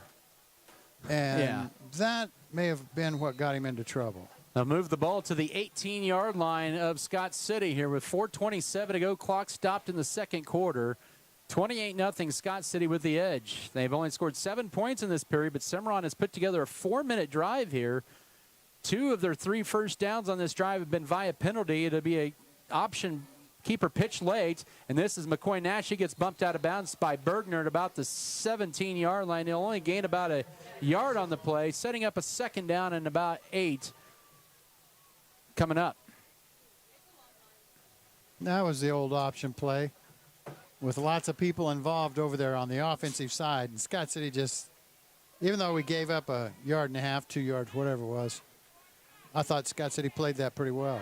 And it was to the short side. The short side. I don't understand that stuff. Well, you know? I know you got numbers better a lot of times, but I like it to the wide side of the field. 2nd down and 8, 17-yard line, left hash mark with 4:20 to go first half. 8 to snap it as Copper still looks at his play sheet on his left wrist. Will take the snap with about 2, and it'll be him back to pass. Rolling to his right, steps up, and he's under duress, and he is going to be horse-colored, brought down for a sack. They'll say the ball came out, but they'll rule him down. And that is Armendariz with the sack all the way back at the 31-yard line. I thought at first they were going to get a horse collar penalty on that, but they did not. I thought the same thing. I thought, man, now that was a horse collar tackle if I ever saw one. Armendariz, a rodeo man himself, with the lasso there and brought him down. Sure did. Just didn't get to tie the legs up there. Like he would as a steer wrestler, steer roper. He's a little faster than Rumford maybe, and that's, it's been Rumford chasing Copper around. I'm going to get that kid's name right before the day's over. 14-yard loss to the 31 with 3.5 to go. 3rd down and long to go. Copper now under duress as he rolls to his right, and this time it's once again Armendariz bringing him down right at the loss of a yard. That's going to be a yard or no gain on the play officially. So back-to-back, Armendariz tackles that time. He had 3 sacks a year ago. He has 1 to 9, and it's going to bring up 4th down and long here. About 22 to go. Man, they got a long ways to go for a 1st and 10, and This is one of those they chuck it up. Yep. And Scott City might intercept it. We might get a big run back out of it. Just kind of like a punt. Coach Casey Flax and John Lee, one of the assistants. Everyone's calling a lot of the plays here for Cimarron. 4th and 22. This is we believe their first official 4th down attempt. The last one did not count as an attempt because there was no official play with the pass interference. 10th play of the drive. Pass is going to sail wide left, and it's going to be incomplete. And it looked like Bronca just kind of lost it up in the air, and that'll be a turnover on downs. It was really thrown right where it's supposed to be, and number 10 just did not catch the football. Now, I don't think he was close to that 1st and 10 marker, but he should have caught the football. Well, he just didn't. Scott City will probably run their 2-minute offense here with 2:28 to go and 2 timeouts at their own 31-yard line, leading this one 28-0. Cimarron will get the ball to begin the 3rd quarter, and this is the worst field position of this first half for Scott City. They'll run 2 receivers to the right, 1 to the left, and a pistol back is Kelton Cook. Back to passes. Volgamore has great protection, steps in the pocket in the middle of the field. Oh, caught and dropped by Bailey, and he'll need to go get some stick him on the sideline, 2nd and 10. Most likely he took his eye off the football. That's why he didn't catch it. It was thrown directly to him right at the chest level. And he just, I'm telling you, he's got too good of hands. Yes. He's done a lot of other things here with the football, and he just dropped that one. Weeby. Didn't look it in. And Bergner to the right, Rumford to the left, a wing to the right on 2nd and 10 as Volgamore rolls out of the pocket, steps up, will fire it up for grabs for Couchman down the field. He will be interfered easily. He was bumped trying to make the catch. And so that'll be a free 15 and a 1st and 10 for Scott City. That was Volgamore threw that ball 45, maybe close to 50 yards at him. I was really curious when he decided he was going to throw it. I thought, okay, I'm going to keep track of this. That was quite a toss. Yes, it was. So Scott City will have we had offsetting. I did not see Ooh. so yeah, we'll replay 2nd there. and 10. I did not see that flag back there. So it'll be 2nd and 10 all over again with 2:15 to go and 2 timeouts. Yeah, I'm going to say that pass went exactly 49, 50 yards. Nice throw. Yes, it was. Lights now on here at Darner Field. 2nd and 10, 31-yard line. Rumford be lined up to the left. Also far wide to left is Weeby. Man in motion. It'll be option or play fake. Volgamore has all kinds of time going deep here for Bailey, and it's going to be jump ball. And he had it, and then he gets it knocked away as he was getting ready to hit the deck. As knocking it, jarring the ball was Isaac Hernandez, the safety. Now, you know, in a way, that was kind of a Hail Mary pass, even though it was on 2nd down. The ball from the quarterback needs to be thrown earlier so that your receiver can go get the football, not throw the ball as far as you can, then have a jump ball between 3 or 4 kids down here. Brooks, he caught that ball, but he got hit right in the chest, knocked the ball free. Scott City 1 of 2 on 3rd down. Volgamore rolls to his right at his own 31. Looks downfield, finds the man, but he's going to be a yard shy of the 1st down.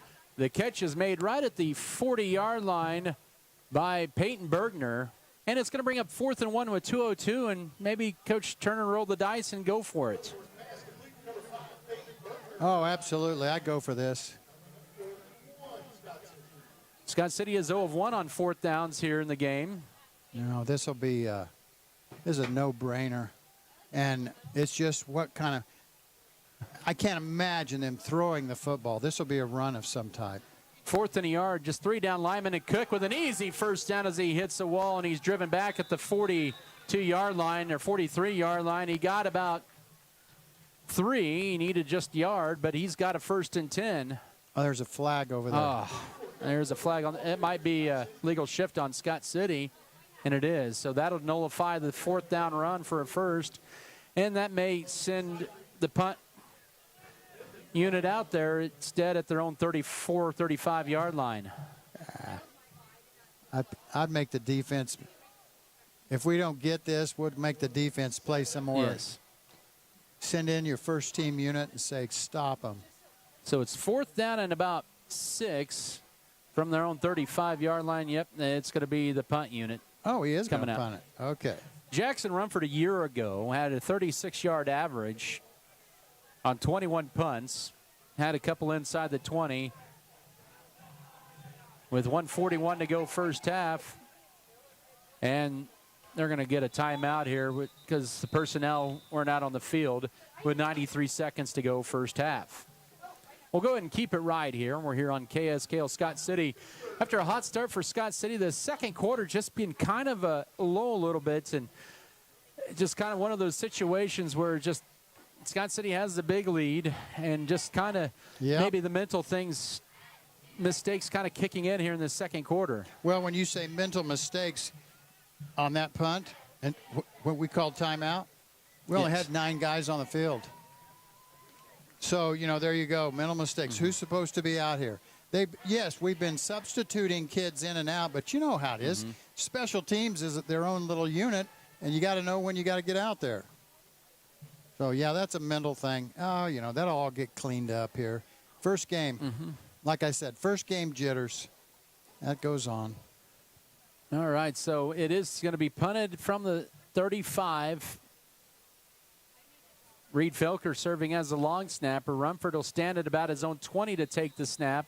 Cimarron does not have anybody deep yet. I don't know if they're anticipating a fake or not. It's a decent snap. Here's they're going to go after it. Almost blocked by Copper. It's angled left side. Nice hang time of about 3 seconds as it rolls inside the 20. Rolls inside the 15. And will drop about the 10-yard line on a nice 66 or 65-yard punt. Make that a 55-yard punt with 1:22 to go first half. That'll help the average for Jackson Rumford's punting average. You know, I keep wondering if he goes to K-State, maybe they'll see that he can punt the football and they'll let him do some of that too. For sure. Is that a potential? That I don't know. Right now they have him tabbed as a potential defensive end, and why not with your 6'6", 245 frame? Right, and runs pretty well. Yes. Yeah. So 1:22, no timeouts left for the Blue Jays, and you have to think they're just going to possibly just put 3 on the ground rushing and go to the locker room and get the ball to begin the third quarter. 5 to snap it. I think they'll chuck it up in the air, and we're going to intercept it and get a pick 6. They just get the snap off. It's a quarterback design draw left side, a sweep here for Copper, trying to get to the outside, and he's turned back in. He'll lose some yardage. Back to the 8-yard line for 2. And a nice play that time by Trey Ryan, turning him in, and a loss of a yard for Copper, who now has 12 carries in the first half and 0 yards. And I'm just hoping that's what would happen, Adam. Yes. I'm not trying to tell the coaches what plays to call. Well, there's 22 to snap, but this will probably be the final play of this half. Scott City does have 1 timeout, but I don't think they'll use it. They're up 28-0. Now, there'll be this play and 1 more. Well, this will probably be the final play. Play clock at 5. Well, maybe so. 35 seconds on the game clock, and they may run out of time and have to take. Oh, they just got the snap off. It'll be a quarterback counter left side. Copper will get hit right at the line of scrimmage. Caden Couchman delivers the first tackle, and that's going to be it for this first half. No gain. So actually, Copper with -1 on 13 carries. 13, and let's see. 13 yards of passing, just 9 total yards for the Blue Jays in this first half. As time is going to wind down, Scott City's not going to take their last time out with 9 yards. And it's 28-0 for Scott City over the Cimarron Blue Jays here at recess. Week 1 of high school football and Military Appreciation Night. We'll step away for a 3-minute timeout and come back with some stats, recap, and more. This is Scott City Beaver Football. When you want plain talk with exceptional results, count on Norder Supply to serve you. As your local community foundation, we are dedicated to preserving local wealth so the communities in and around Scott County will forever remain an attractive place to live, work, and raise a family.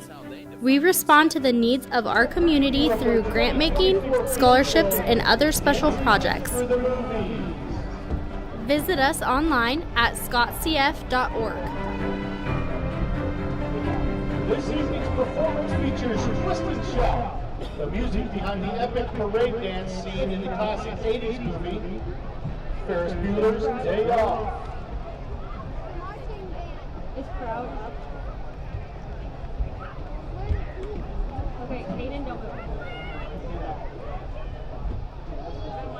You might need to zoom in a little bit because the band is gone.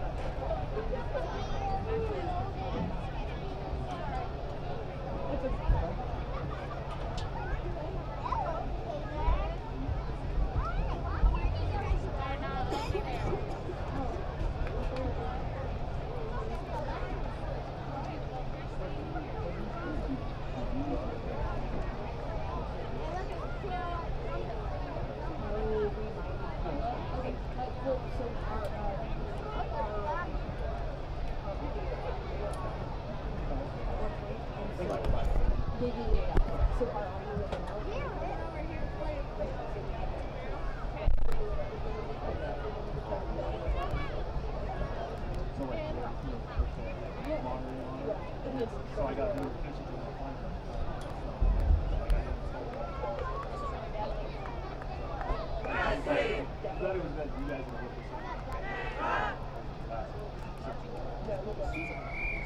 Hey, Caden, can you straighten out a little bit?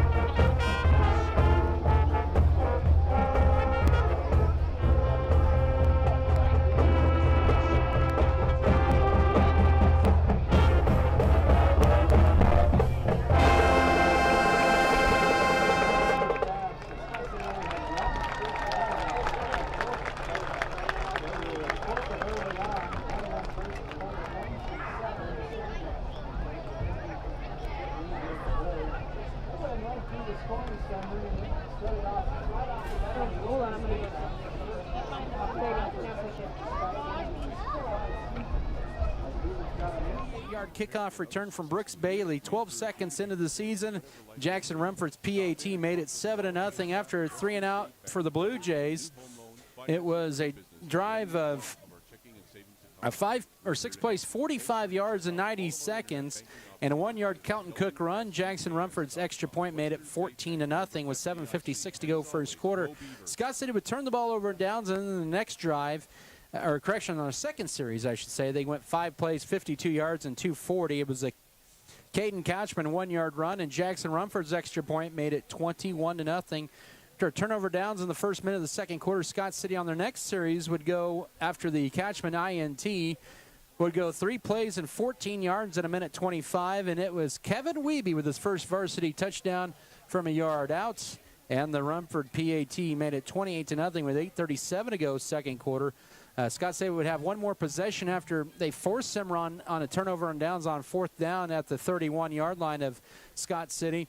Cimarron would have 2 rushes to close out the half, and it's 28-0. We'll run down some stats and some scores here as we're still at halftime, about 5 minutes into this halftime.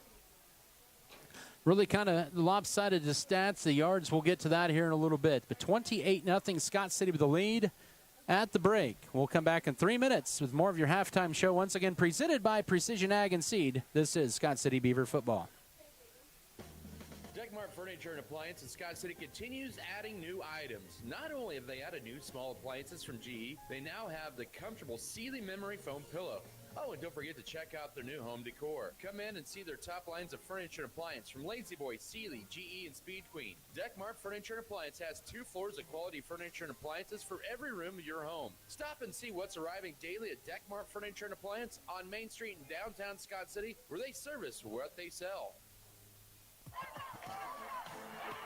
Proudly supporting the Scott City Beavers on KSKO Mix 94.5 is Weathers Land and Livestock. They wish the Scott City Beavers the best of luck during the 2024-2025 season. Hard work, dedication, and persistence are the keys to success for a great season in athletics, activities, and even in the classroom. Proudly supporting the Scott City Beavers on Mix 94.5 is Weathers Land and Livestock. Good luck, Scott City Beavers, from Weathers Land and Livestock.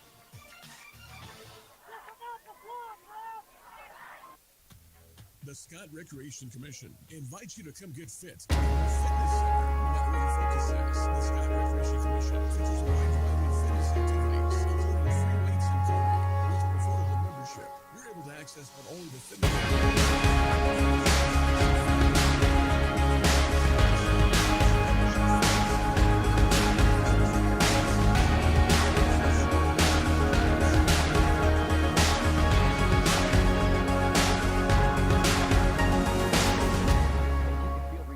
with a trip to LFHU. LFHU is a medical spa that offers a relaxing and rejuvenating Sports have this amazing way of making a positive impact in our community, whether it's helping children, boosting local economies, or creating role models. That's our goal at American Implement, too. We believe in being a part of the communities we serve by just being a good neighbor. Thanks for being ours. BBN is brought to you by Shapland Real Estate, State Farm, Norder Supply Incorporated, Ag Management Services, Vogelmore Family Farms, White's Food Liner, Scott Community Foundation.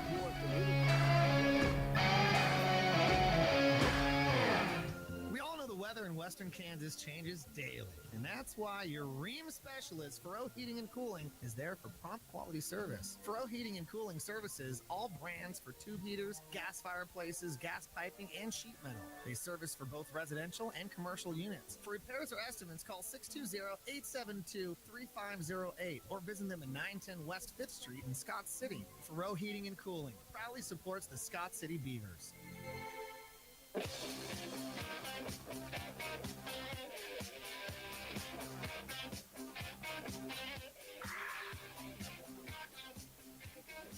Back here at Darner Field here in Scott City as your halftime show continues on. 28-0 Scott City with the advantage as we take a look at the yardage in this first half, and it's one of those where Scott City, yeah, they're up by 3 scores, but the total yards doesn't look like or 4 scores, doesn't look like that they're up by 4 scores. We'll tell you a little bit about Scott City stats here in a little bit.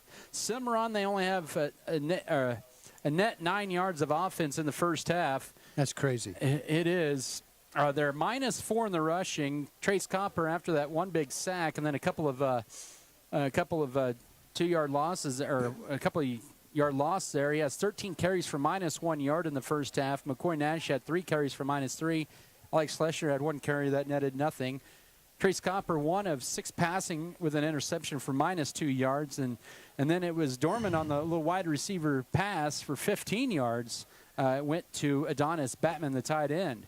And so he is 1 for 1 passing. He had a touchdown pass, or Cimarron did have a touchdown pass wiped off the board. Blue Jays had 3 first and 10s in that first half. 2 of those came on Scott City penalties in the second quarter. They were 0 of 6 on third down and 0 of 1 on fourth down, and they just had 2 penalties for 20 yards in that first half. Did the Blue Jays. For Scott City, they had 6 penalties for 45 yards.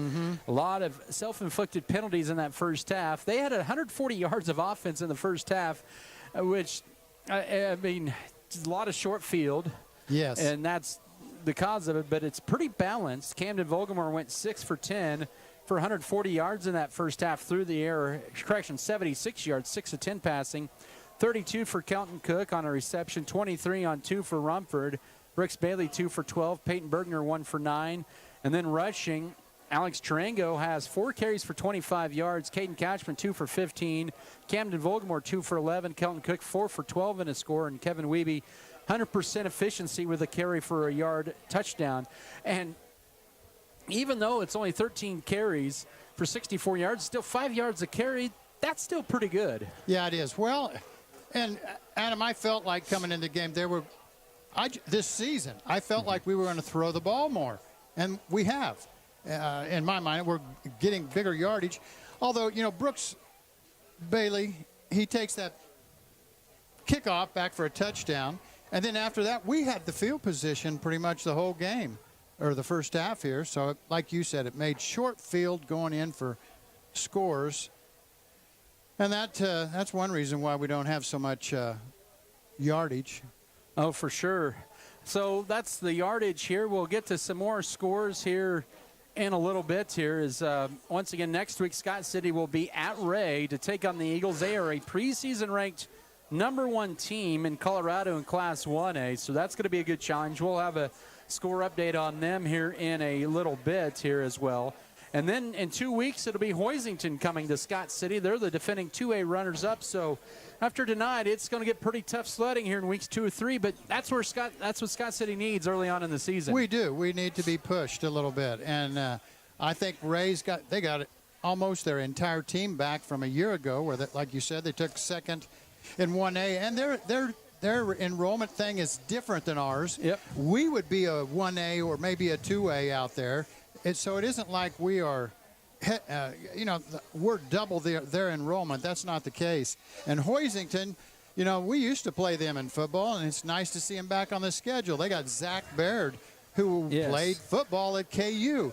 He was a fantastic Hoisington kid as he was growing. He was a great athlete. And a lot of the adding value to our community has been our priority since day one. That's why the Scott Co-op is here with 8 elevator locations, 2 service stations, 5 car trails, bulk fuel and oil delivery, as well as a full-service agronomy department, including agronomy services, seed, chemical, fertilizer, and custom applications. Visit us online at scottcoop.com or download our app for more information. Scott Co-op is a proud supporter of our local communities. Giftologists in Scott City. Giftologists can help you upgrade your space with decor that spans the changing seasons. They also have a great line of today's trends in jewelry, cookware, candles, as well as a wide variety of Yeti products. Oh, and did I mention that they also have a great selection of gifts for kids? Giftologist has that big city store with the small town feel. There's something for everyone inside Giftologist, located on Main Street in downtown Scott City. Protect your bottom line with crop insurance from Farm Bureau Financial Services. Farm Bureau agents, Berta-Bans, and P-Bans in Scott City. Western State Bank, Backyard Blooms and Garden Center, LLC, Spray Foamit, LLC, Good Anesthesia and Pain Management Services,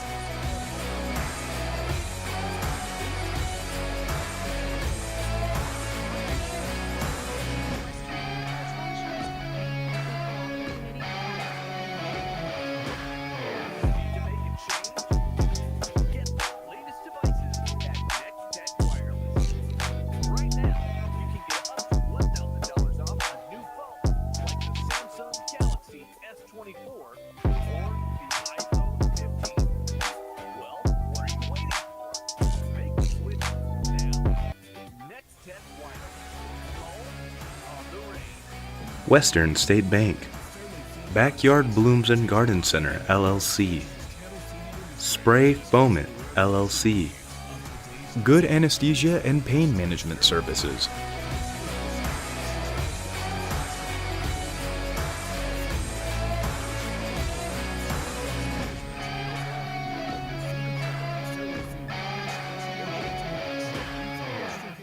Make Fairley Feed Yard your custom cattle feeder. That's Fairley Feed Yard of Scott City. They said this place was too isolated. Back here inside Scott City's Darner Field here as we're moments away from the start of the second half here. They'll put 3 more minutes on the clock. And then we'll get going here for the second half. Scott City here ahead 28-0. Let's get to some scores across the GWAC. We'll start off in Ray, Colorado. We don't have an update from the end of the first quarter. It was Ray leading Goodland 14-7. Ray shut out Platte Canyon, I think it was, out of Colorado last week by the count of 42-0. Those points in the first half. Also, Anchini, the defending state champion, shutting out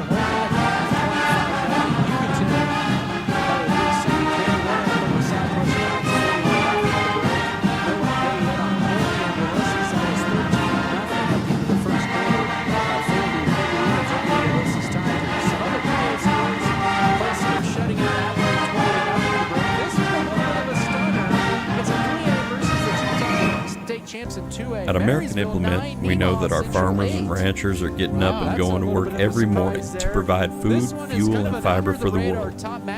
And even though time and technology keeps us constantly changing, one thing will always remain the same. We promise that we'll continue working right beside you. We appreciate all that you do for our country and our communities. From all of us at American Implement, thank you, and may God bless the American farmer and rancher. Also, I just saw Axton, Colorado leading Wichita County 8-0, and that was in the second quarter. They're playing that up in Colorado. Axton, defending state champion in Colorado, and then interesting though, it's the first ever night game in Weston tonight. Weston Coyotes it's 8-6 for Kid Carson in the third quarter. What do you say under lights? So we got the field calls, and they'll turn the lights on. The lights on too. The lights are facing out. Just makes it My first ever football game I broadcast was an 8-man game with Weston and Greeley County back 22 years ago, and that was an afternoon game, and I just love the setting there. So that's got to be a little bit different with them under the lights in Weston. And that's what we're getting at, folks, is Weston has never had lights on their field. Yes. In all the years they've had that, their games were always in the afternoon. Hey, you know, the referee shortage, I talked with Clint Pearson here a year ago or 2 years ago, I can't remember, and he told me they had to do the Weston game in the afternoon, then they had to do the Colby game in Colby that evening, and so they were concerned about, you know, are we going to get that Weston game over in time to get over to Colby? And I said, put your flags in your pocket, Pearson. Don't call any. Yeah, here it's 28-0. So here on Military Appreciation Night, I think we're waiting for the final seconds to tick off. We did get a Ulysses Colby update. The Colby Eagles now up 25-0 at the break over the Ulysses Tigers. One of these days, them Ulysses Tigers are going to get their program resurrected, I hope. Yes. They have struggled. They went, didn't they go 0-9 last year? They sure did. Yeah, that's too bad. So we're about set for this third quarter. It'll be Rumford to kick it off right at the 40-yard line in the middle of the field as he has a little bit of a visit from the officials. Okay, and when I say that, meaning I hope Ulysses resurrects their program, except when they play Scott City. For sure. Hope we smack them. There you go. Cimarron will defend the north end zone in the third 12 minutes of play as they'll have Trace Copper and Isaiah Bronca deep to return. Don't know what they're waiting on, but I think we're ready to go for this third quarter. They're waiting on us. I think the officials love hearing some AC/DC over the speakers, too. Yeah. There you go. Oh, I can feel that cooler air finally outside. coming through. It's not in here with us, but I can feel it when I stick my hand out there. And this is also the longest game in 2 years between Scott City and Cimarron in Scott City. Remember 2 years ago it ended in the first quarter with the rainstorm and the wind. Oh, that's right. I do remember that. All right, now Rumford to kick this off in the third quarter underway. High end over kick. It's going to be returnable by Copper. Gets underneath it at his own 13. Goes left, 20. Outside the numbers, 25. And he gets to the 30-yard line. So decent field position for the Blue Jays to begin this third quarter, as it was Peyton Bergner on the tackle. Well, it's still a gorgeous evening in Scott City. There's not much of a wind. The American flag is standing next to the pole, straight down. No, there might be a 3 or 4 mile an hour breeze out there.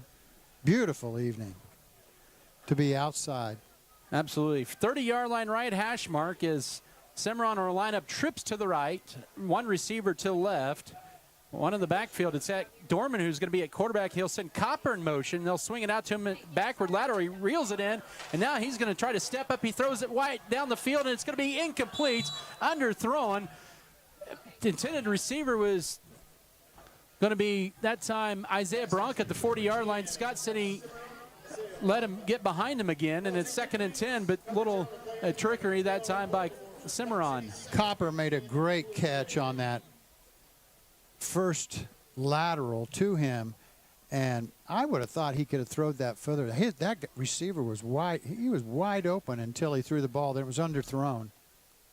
Scott City has Vogelmore right now in a safety spot on 2nd and 10 at their own 30-yard line for Cimarron. Copper now at quarterback, back to pass, goes left, pass is caught, and about the 35-yard line where Peyton Bergner upends the receiver over on the left side. That is Colby Wilson, his first catch of the night. Sets up 3rd and 5. I just noticed there's a concession stand on the east side of the they're field. selling snow cones over there. I looked at that and I thought, what? I didn't even notice that till right now. 3rd and 5, 35-yard line. First minute of the third quarter, 28-0 Scott City. A 4 receivers set. Cimarron 0 of 6 on third downs. Copper will take the snap. Looking left, quick pass, caught, first down, across the 40. And it's shoved out there to the 41-yard line by Bergner on a gain of 6 to Wilson. Nice throw. It was. Nice catch. Quick pass play, and so Cimarron with back-to-back quick passes. Wilson with back-to-back catches. Wow. Why not? They say do the thing until the other team stops it. Maybe they'll throw another one. 41-yard line, 1st and 10 for Cimarron. As Copper pump fake, looking wide open down the left sideline, making the catch is going to be, he dropped, is incomplete. Knocked out of there, jarred by Camden Vogelmore at the 34-yard line of Scott City.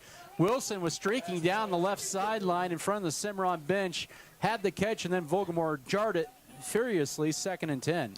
Well, the quarterback that time put way too much air underneath that ball. He should have more clotheslined that pass. That kid was open for a long ways.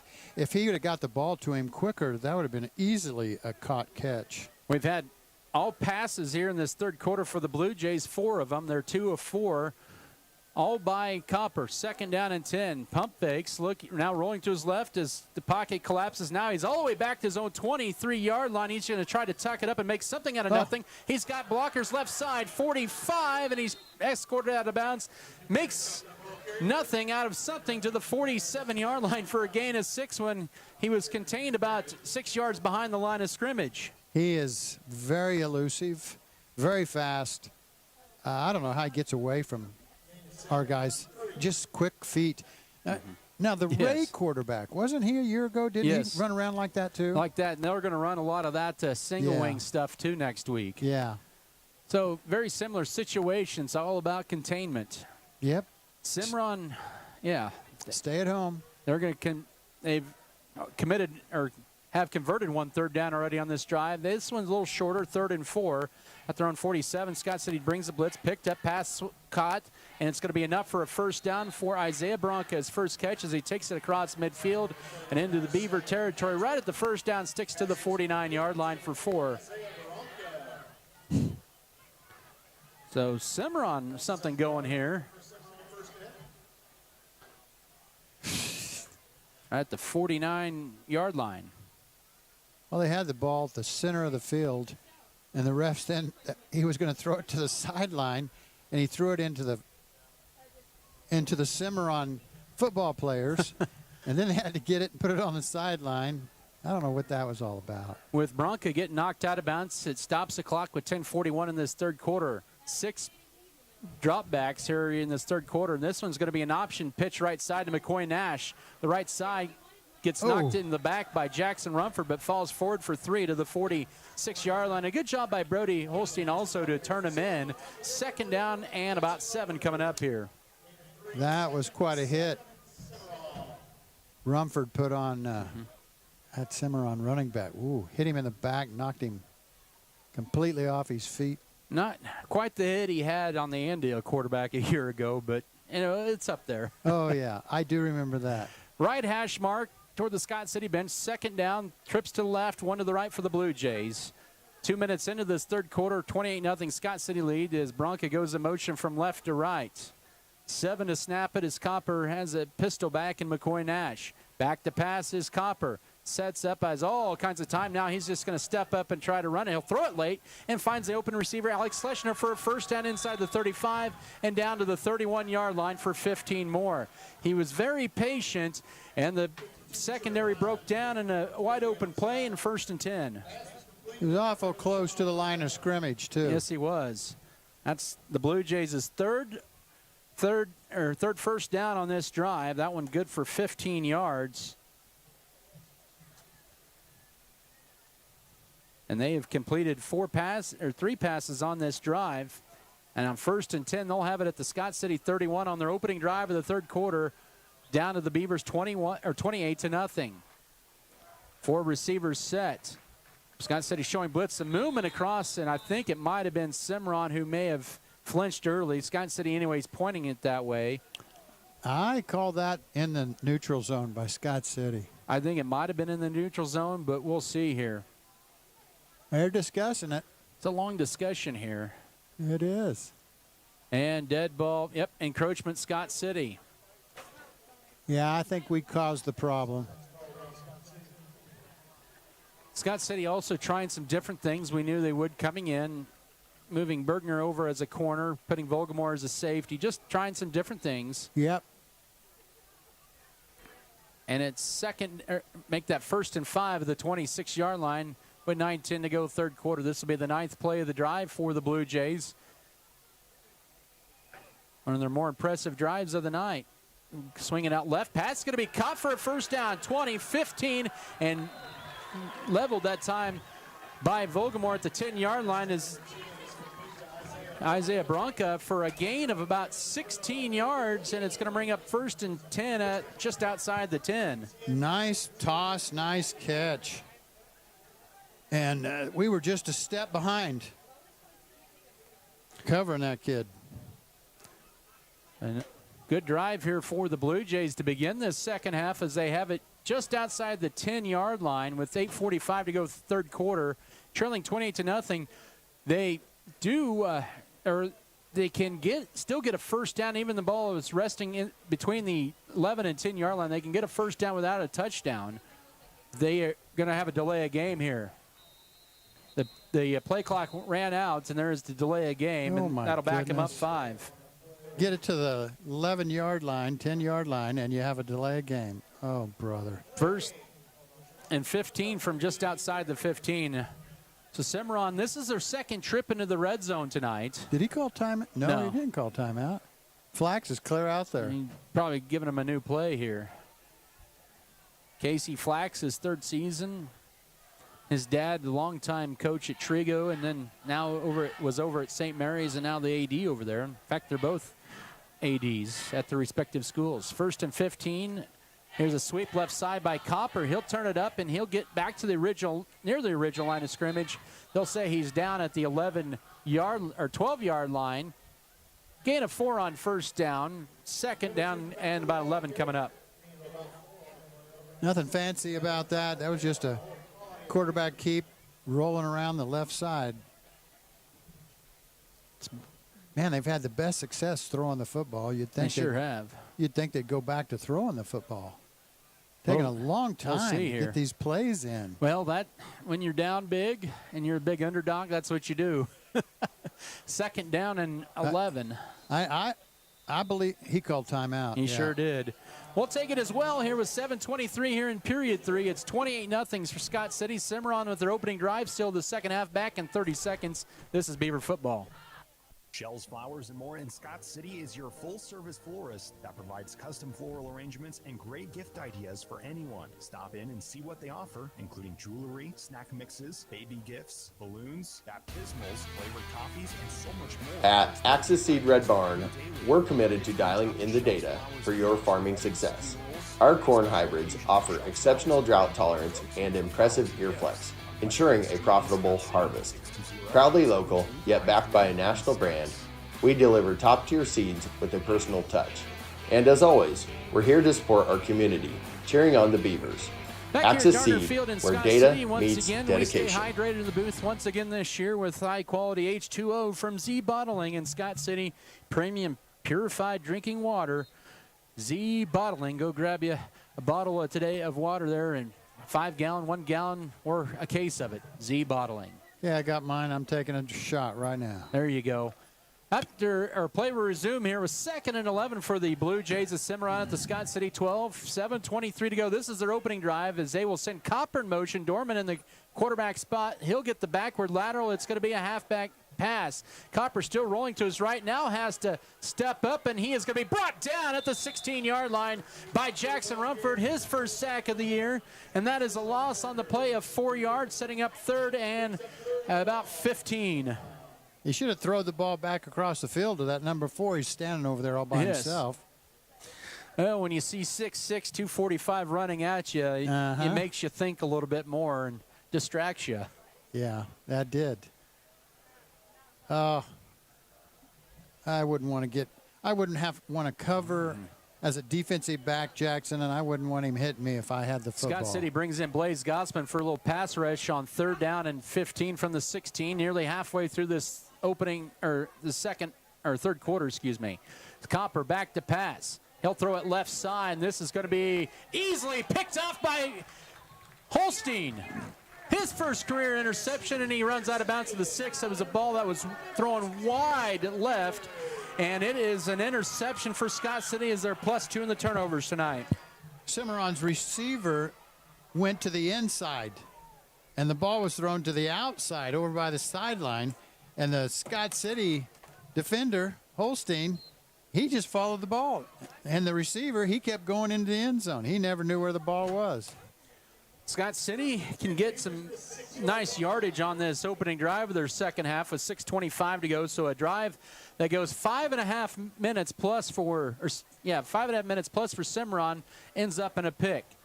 From their own 6-yard line, Vogelmore hands off left side to Kelton Cook, runs hard across the 10. He'll gain 5 yards on first down to 11 as McCoy Nash will make the stop there, 2nd and 5. Well, you'd like to think this would be the drive that Scott City will go, 90 yards on, and we're going to get 95 yards, get a lot of yardage onto our stats. Let's see. Discipline-wise, does Scott City have what it takes to sustain a drive? On 2nd down, that left side carry for Couchman. It's nicely strung out that time by Trace Copper. As Couchman only gains maybe a yard to the 12-yard line, sets up a 3rd down and 4. By the way, Pratt leading Hoisington at the break 8-3, if I saw that right. Yep, 8-3. Wow. Well, Pratt always has good football. Yeah, they do. They're 3rd down with 5:45 to go. So Scott City needs 4 for the first down. They're at their own 12. Back to passes. Vogelmore has time, goes right side. Oh, the sat pattern is underthrown for Brooks Bailey, and it's going to be a 3-and-out for Scott City here to begin this 3rd quarter. And they'll be punting for the 2nd straight possession. Well, that didn't go like what we'd thought. Second punt here for Jackson Rumford. He'll stand about a yard deep in his own end zone. Reed Felker to snap this with 5:41 to go 3rd quarter. Scott City's only run 3 plays in this third quarter. Cimarron 11. Here's a snap, kick, and this is boomed. Nobody deep to return this for Cimarron. It's angled left. It goes across midfield and a roll sideways out of bounds at the 48-yard line. We do have laundry on the field at the 10-yard line. I think Cimarron was offsides. If they're offsides, it's a first down. Well, that was my first thought, was they were coming in my mind before the snap of the football. That's a 40-yard punt with no return, but I don't know. They're pointing down to the other end there. Well, then maybe this is... It could be a hold during the return. Yep, holding Cimarron. That was right after the punt. So that's going to back up Cimarron even more. It's too bad it wasn't before the punt. Yes. Then it'd been a first for Scott. Yes. Well, that was the thing. That kid, there was a kid on the line of scrimmage for Cimarron that I thought he was going to get between the guard and the center, and they must have grabbed him. Blue Jays had a 12-play drive that ended in a pick, and they're going to get the ball pretty quickly after Scott City was forced on a 3-and-out. And so they'll get the ball at their own 38-yard line. 4th penalty for 35 yards for Cimarron tonight. Still 28-0 here. 5.5 to go third quarter. 4 receivers set, 2 to both sides. Right hash mark, own 38. 1st and 10. Copper, quarterback, will take the snap, looks right on a quick pattern. Pass is caught and then drilled immediately by Brooks Bailey. The reception made by Coulter Dorman for a gain of about 7 to the 45-yard line. Gain 6, excuse me. I thought one of our defensive backs were going to step in front of that and potentially get an interception. He was close. Dorman's first catch of the night. Scopper's now gone 7 of 15 for 49 yards with 2 interceptions. I thought he was about to have number 3. 2nd and about 4, 44-yard line, right hash mark. Wing to the right, 2 receivers to the right, 1 to the left. Copper wanted to send a man in motion, but he doesn't. 3 to snap, and he sets up a middle screen. Now it's dropped by Nash. It was throwing a little wide of him, and he had to kind of go back to get it. And it sets up a 3rd and 4. Well, there was a defender chasing Copper. That's why he had to get, well, he decided to get rid of the ball quickly. Inside screen. Cimarron 2 of 9 on 3rd downs here tonight. But 4 yards to go with 4:41 here in the 3rd. 4 receivers set 2 by 2. Carper with 8 to snap it. Back to pass, looking left the whole way. Now under duress as he rolls to his right. Now all the way back to his own 20-yard line. Armendariz trying to track him down. And now Copper will step up and throw it late, and it's going to be picked off right at midfield. Camden Vogelmar with the pick.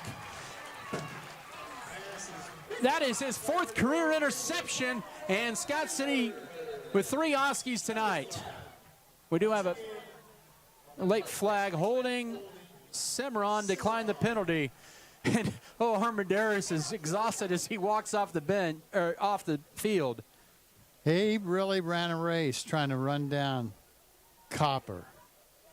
Yeah, they're giving him a high five and smacking his helmet over here. That was a great job. It was. Well, I told you I felt like interception time was coming. Let's see what the offense can do. They haven't really been themselves since the first quarter. It's like nobody's got the momentum at the moment. It's just like nobody.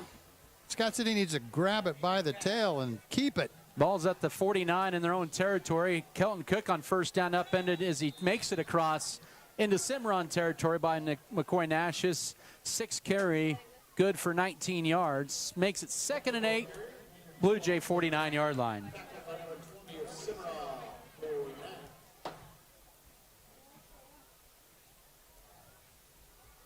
We're down to 4 minutes here in this 3rd quarter. No scoring in the second half, 28-0 Scott City.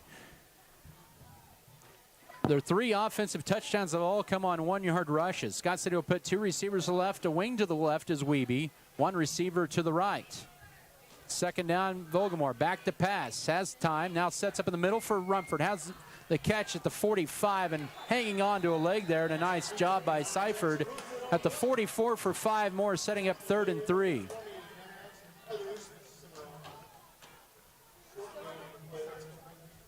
Rumford's third catch for 28 yards. Yeah, that's pretty good. Those defensive backs to get Rumford down like that.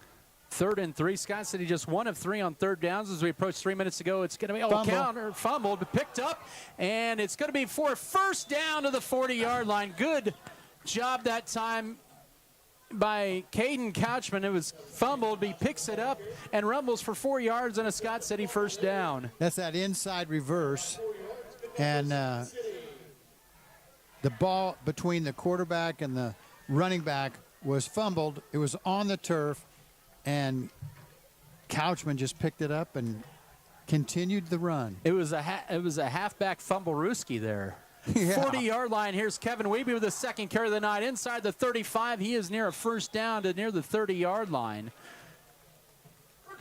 So he is going to gain 9 on first down on his second carry.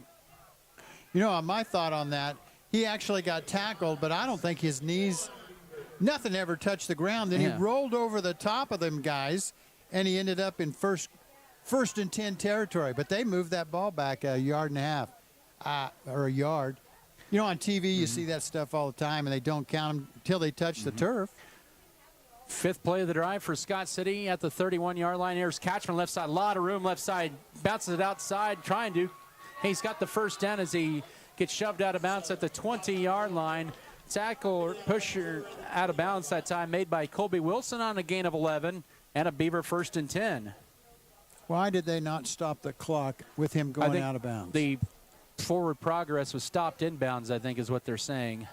Well, they got to stop the clock because of 1st and 10. Yep. Now they've set the chain, and they're waiting on the whiteout. See, they didn't stop the clock. He hasn't started it yet. 1st and 10. It's going to be a quarterback sweep right side for Camden Vogelmoor. Turns it up inside the 15 and gets hit forward in the Lewis Automotive red zone about the 13-yard line for 7. Logan Seifert with the tackle. 2nd down and 3 coming up. Yeah, that clock can move right away after they spot the ball. It's kind of more like the college and pro rules. But they never started it. The clock stayed at 2:05. Oh, okay. Oh, I get you. That's what I was getting at. I mean, he said to keep it running. Whitehat stopped it, and then they never started it again. 90 seconds to go, third quarter. This is a Couchman carry on second down as a flag comes out right at the snap, and no gain, but we'll see what the penalty is going to be here. This might be on Scott City. It looks like holding over on the right side.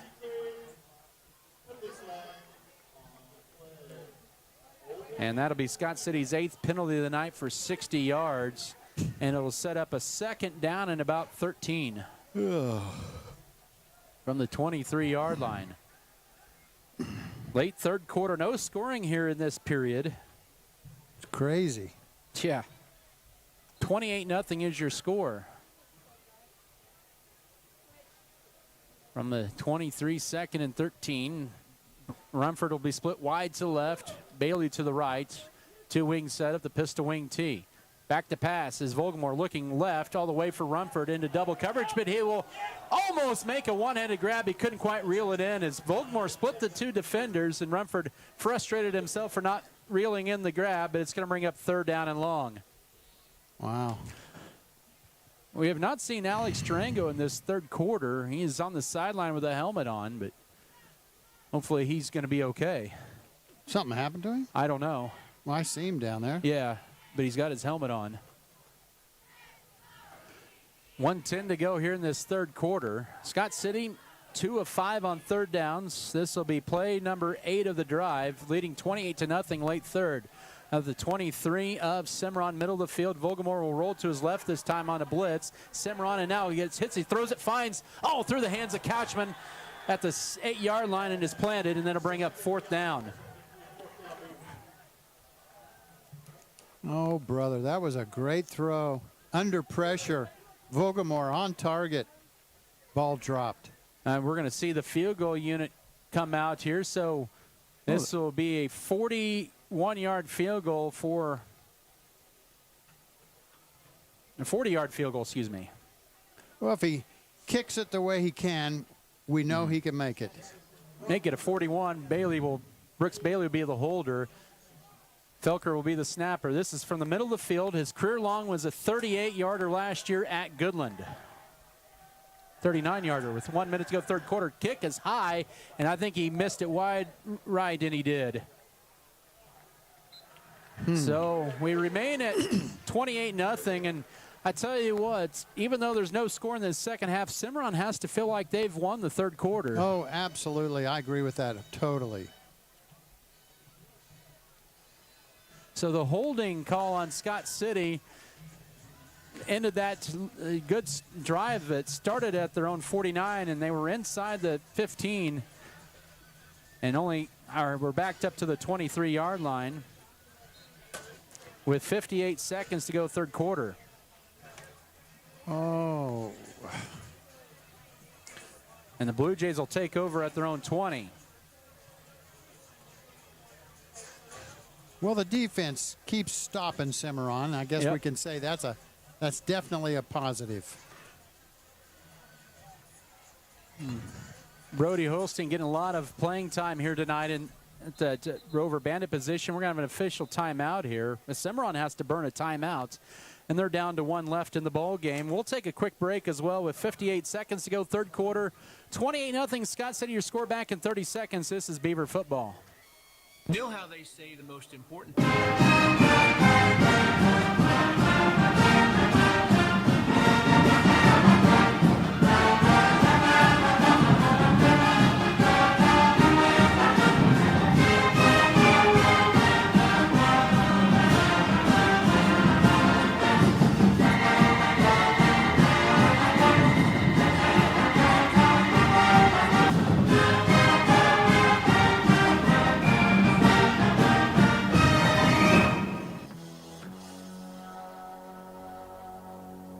Football tonight is brought to you here by Pokey Feeders, Precision Ag and Seed, Pioneer Communications, Our Brothers Auto Body Mechanic, Richards Financial Services, Road and Beacon Green Agency, Iron Insurance Partners, Rotomix, and Scott City Ice Center. It's 1st and 10 for Cimarron at their own 20-yard line after the missed field goal and timeout. 58 seconds here in the third quarter. Trace Copper has the ball now as a quarterback. Now rolls to his left, fires it downfield, and it's going to be deflected and incomplete. Underthrown. Bergner is right there to kind of break it up. He turned him around late to get the break up, and it's 2nd and 10. Well, we are covering people pretty well in this game.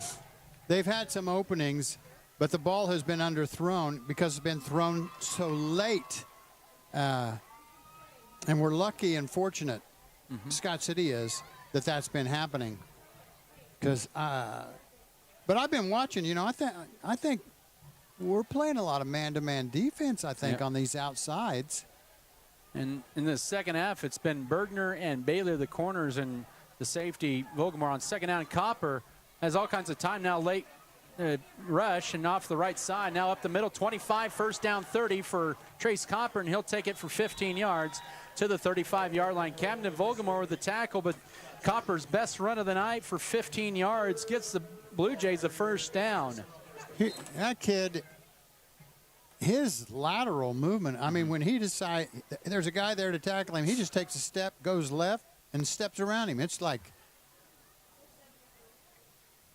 he is impressive as a quarterback. 25 seconds here in this third quarter, maybe one more play. Depends on what happens here. A four-receiver set, 35-yard line. Copper throws it left, passes deflected and then caught by Cimarron. It goes to about the 39-yard line with 12 seconds to go. Off the tip, Bronca makes the catch for 4 yards.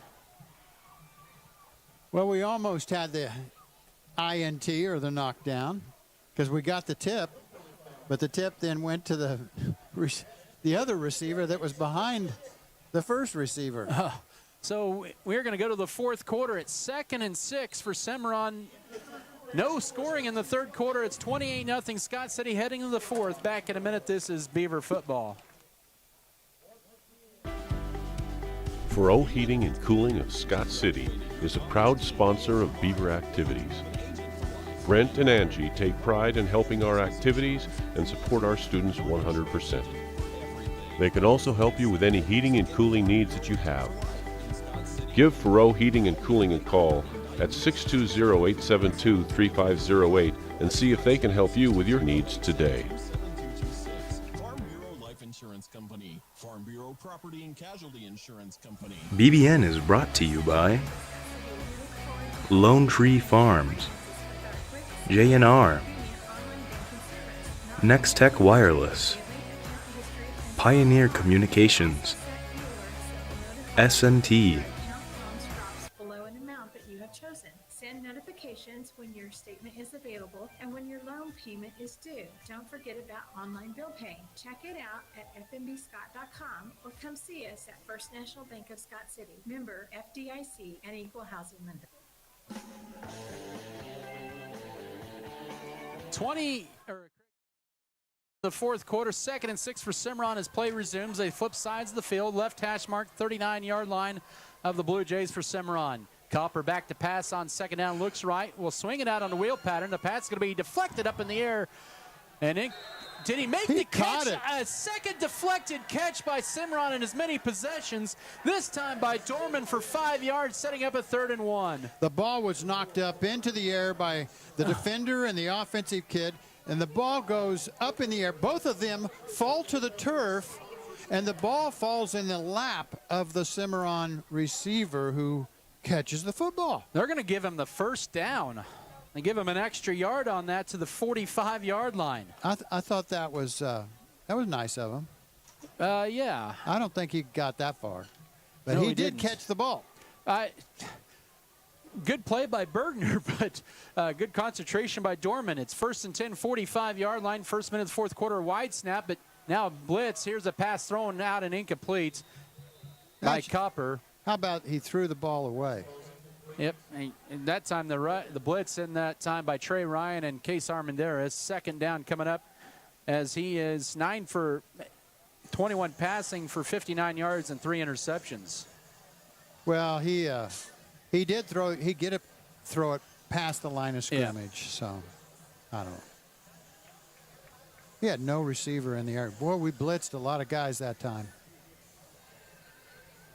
11:05 here in this fourth quarter. 28-0 Scott City. No change of score in this second half. 2nd and 10, 45-yard line, right hash mark. They'll send Dorman in motion from right to left. Copper roll to his left on 2nd down. The blitz is picked up. Looking to step up. Now we'll just lob it out of bounds and then bring up 3rd and 10. That was just a throwaway and go to the next play. Now we're getting pressure on him, and he's having to run, and he's not cutting it upfield. He's just running laterally. The Copper, the quarterback for Cimarron, is who I'm talking about on the last 2 plays. Scott City bringing in Blaze Gossman. He's back out for football for the first time since middle school. Great to see him back out on the field. He'll be part of the pass rush on 3rd and 10 for the Blue Jays at their own 45-yard line with 10:58 to go, fourth quarter. Scott City 28-0. Cimarron is 2 of 10 on 3rd downs. They'll run twin stack to the right, one receiver left, tight end left side. Dorman in motion from right to left as Copper rolls to his left on 3rd down. Now under duress, he's going to step up, and he is going to be, he gets away again. Still looking, he'll just check it up for grabs at the last second. And a good catch by the new assistant coach, A.J. Cooper, the old Blue Jay, who's a tight end a few years ago for him, makes a nice catch, but it's 4th and 10. Well, you were commenting about Gossman coming out after middle school football. Hadn't been out since middle school football. Scott City has 54 kids on the roster. Cimarron has 36 kids on the roster, and which is great. It's great to see kids still want to play the game of football. Copper is lined in punt formation here. Scott City does have one deep to return this. With 10:48 to go, remember, Copper can pass it out of this. So he'll just kick this one, angles it right side. It's going to be line drive, and it's going to work its way inside the 20. Picked up the 16 by Brooks Bailey. Left side, he'll take it across the 20, and is upended at about the 23-yard line. The tackle made by Colby Wilson, the long snapper, with 10:38 to go. 1st and 10. That's the first punt for the Blue Jays in this second half. Their 4th of the game, first since the first quarter. When we started the game, Cimarron was playing 7 kids both ways, and Scott City was only 8 kids both ways. But, Scott City has just rotated a lot of kids in and out. And, that could be leading to some of our non-continuity, Adam. Yep. Because we're running so many young kids in and out of the game. 1st and 10, tied into the right side is Rumford. It'll be a sweep play right side. This is to Kevin Wiebe. He'll turn it upfield. He'll get a nice gain on first down of about 6, make it 7 to about the 31-yard line. He'll actually get about 8. 2nd down and 2. I like Wiebe. His running is yes, is good. I like it. And he's following his blockers, and he seems to know when to cut it straight upfield, and let's get some yardage. Jack Leitner into the game for the first time. He'll be split wide to left as Ray has opened up their lead on Goodland going in the 4th quarter. We'll get that here momentarily. Here's another run up the middle. First down for Cashman. He'll take it across the 40, and a nice run of about 11 to the 42. He has 6 carries and 42 yards tonight, and the Beavers just their 8th 1st and 10 of the night. Couchman runs with a sense of urgency. Yes. Ray, go ahead. That's all I wanted to say. Ray was up 28-21 at the break over Goodland. They have extended their lead going in the 4th quarter, 42-21 over the Cowboys. Half diamond formation, wing to left, quarterback keeper for Camden Volgamore. Cuts it against the grain, 45. Now midfield goes to the right, 45-40. Outside the numbers, 35. Down the right sideline as he gets bumped out of bounds late. That should have been a late flag, but they're not going to throw it. So he goes onto the track at about the 29-yard line. He gains 29 yards on the quarterback keeper, and it's a 1st and 10 for Scott City. Yeah, I'm with you, Adam. They should have tacked on another 15. And probably why it wasn't tacked on, it's a little deceiving when it's in the open like that. And as close as the track is to the sideline, it looks worse than it probably is. Yeah. But still, it felt like he was, a couple yards out of bounds. Now, if he was Patrick Mahomes, they would have thrown every flag possible out. Oh, yeah, I agree with that. That's kind of silly sometimes. 4th play of the drive for the Beavers. They're at the 29 of Cimarron with 9:27 to go. And we have a flag, and I think we're going to get movement on Scott City, and we are. Yeah, some of my family likes to cheer for the Denver Broncos. Well, you have some of those too? No comment. Yeah, you have some of them too. Not really. Mainly Chiefs. And when the Chiefs, and they just say the refs favor, the NFL is favoring Patrick Mahomes. Well, it's going to happen that way with the good teams. 1st and 15, 2 receivers to left. Scott City to the 34. Volgamore, quick pass out right for Rumford, makes the catch. Sidesteps a couple and a nice gain. He'll take it into the side of the 30 to the 25-yard line. He'll get 9 on first down on his 4th carry reception for 37 yards. That's a nice play. You've got Rumford, as big as he is. You put him way outside, throw the ball right down the line of scrimmage at him, and he's facing a kid who's, 5'10" and 150 pounds? Yeah. Yeah, that's a good play. 2nd and about 6 from the 26-yard line. It's a handoff left side. This time Cimarron blasts Couchman. And that time with the stop was Logan Seifert at about the 25, just a 1-yard gain. And it'll set up a 3rd down and about 6 with 8.5 to go.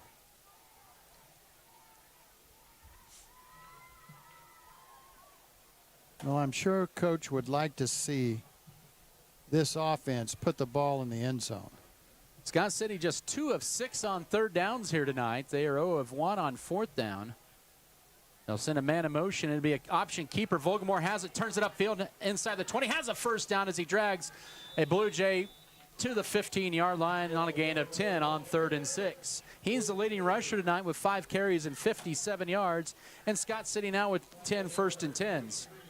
Well, and he's carried 2 on this drive at least. And that's something we haven't seen, since maybe the 1st quarter. So that's helping to move the football. Ball, they'll officially mark it in between the 15 and 16 with under 8 to go in the ball game. A nice approaching 3-minute drive for Scott City as Catchman goes in motion. It'll be a carry for Kelton Cook. Wide real estate, 10-5, and he's in to the end zone for his 2nd rush of the night. And it's 34-0 with 7:45 to go. You and I could have run through that hole, Tim. Yeah, it was big, Adam. We could have walked to the end zone. There wasn't a Cimarron Blue Jay anywhere. A late fire off of the cannon, and Scott City marches 77 yards for the touchdown in less than 3 minutes. Thank you.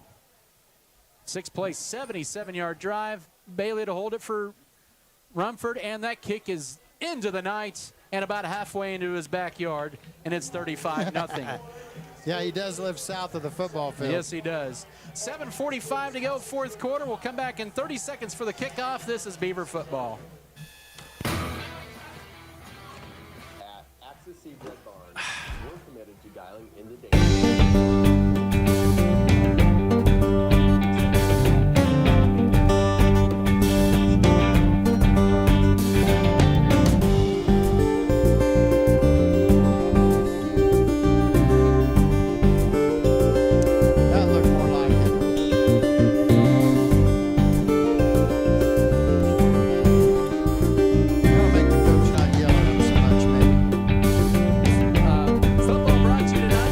Corporate sponsors, once again, including Scott Community Foundation, Scott City Pharmacy Giftologist, Scott County Abstract and Title, Scott Cooperative Association, Scott County Hospital, Scott County Records, Scott Pro, Security State Bank, Sharp Shooting Supply, Specialty Risk Insurance Agency, Spencer Pest Control, State Farm Insurance, Stevens Veterinary Services, the Solviv Foundation, Trophy Wine and Spirits Turner Sheet Metal. A nice drive of 77 yards on 6 plays for Scott City, burning up 2:53 off the clock.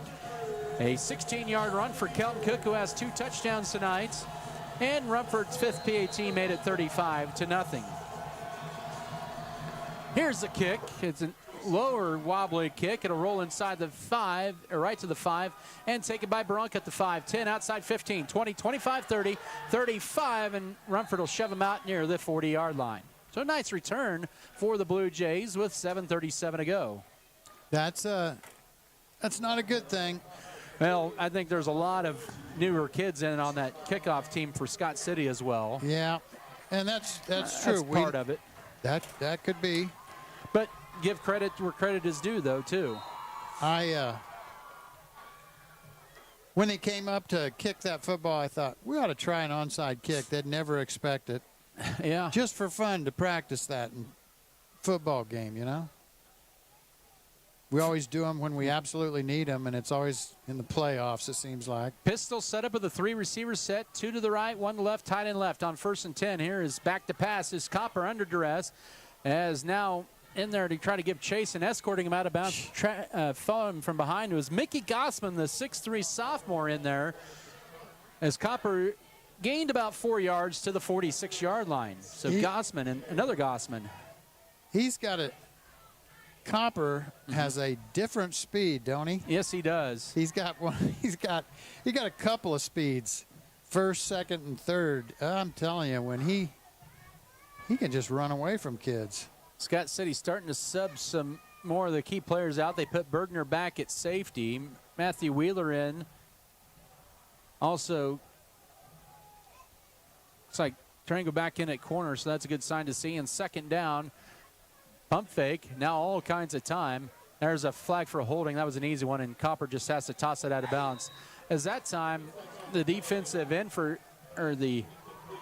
that was actually linebacker for Scott City. He was being held by the ankle there, Griffin Edwards. That was an easy call for the official. Well, Copper had a lot of time that time to throw. And does Coach maybe take the penalty or decline this and make it 3rd down? I'd decline it. 7:22 to go. The clock is stopped. Holding Cimarron. They are going to take the penalty. I think it should be just a 10-yard penalty there. Are they going to mark this spot foul? Yeah, going from where it happened. They are. I didn't think that they still had that rule in high school. I thought it was just mainly strictly 10 yards, but it ends up being a 14-yard penalty to the 32. But it's 2nd and about 20 to go. With 7:22 to go, clock stopped. 4 receivers set, 2 by 2. Oh, back to pass. Pump fake. Now Copper just going to tuck it up and run. Here's the speed. 35, 40, 45, and he's going to get the first down into Scott City territory. I think that guy's going to mark him short. Oh, he is. He got 19 of the 20. He was brought down by Peyton Bergner.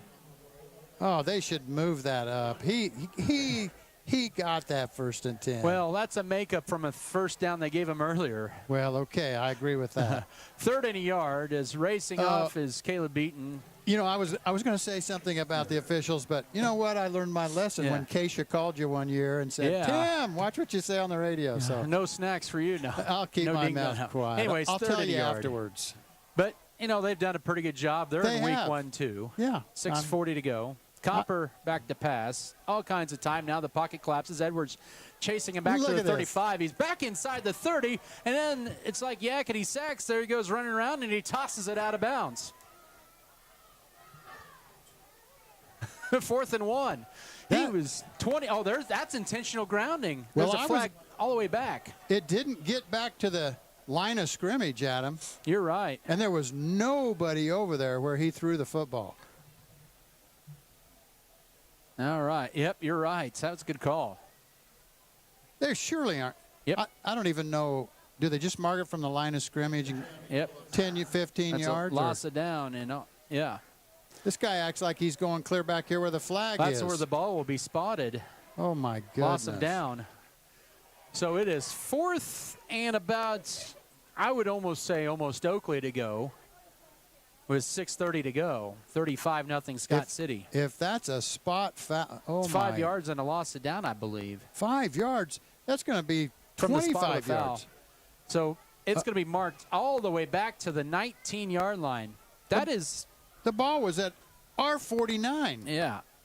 That's a 32-yard differential, so it's 4th and 33, if my math serves me right. And Copper will more than likely punt this one away.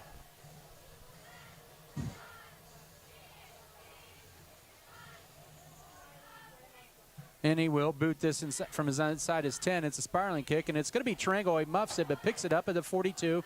Goes right side, 45, 50, outside, 45, 40, 35. Gets by Copper inside the 30, and then Copper ends up making the tackle inside the 30 along with McCoy Nash to the 28-yard line on about a 33-yard return with 6:15 to go. Man. Tarango, he has a different speed, too. Yes, he does. Yeah, he really turned it on. I don't know. He came to the sideline. He's still walking around over here. He took a hard hit at the end of that. Yes, he did. 6:15 to go here in this 4th quarter. It'll be 1st and 10 for Scott City at the 28 of Cimarron. 35-point lead for the Beavers. Colby's extended their lead over Ulysses, 39-0 going into the 4th period. Been a lot of passes in this game. That's kind of a lot of penalties. Prolonged it a little bit. Option keeper. Volgamore will roll it, now pitch it late. This is to Couchman inside the 25, and he's going to be upended tackled at about the 22-yard line. And he goes for about 6 on 1st down as he's nearing 50 yards on 8 carries.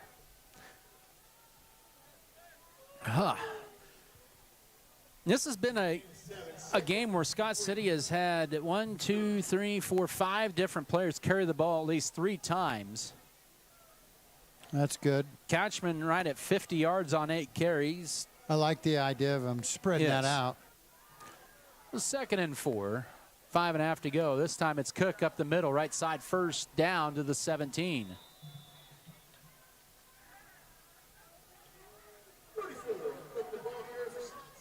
He gets 5 and needed 4, it looked like. Yep, there we go, 1st and 10. He has 40 yards on 8 carries.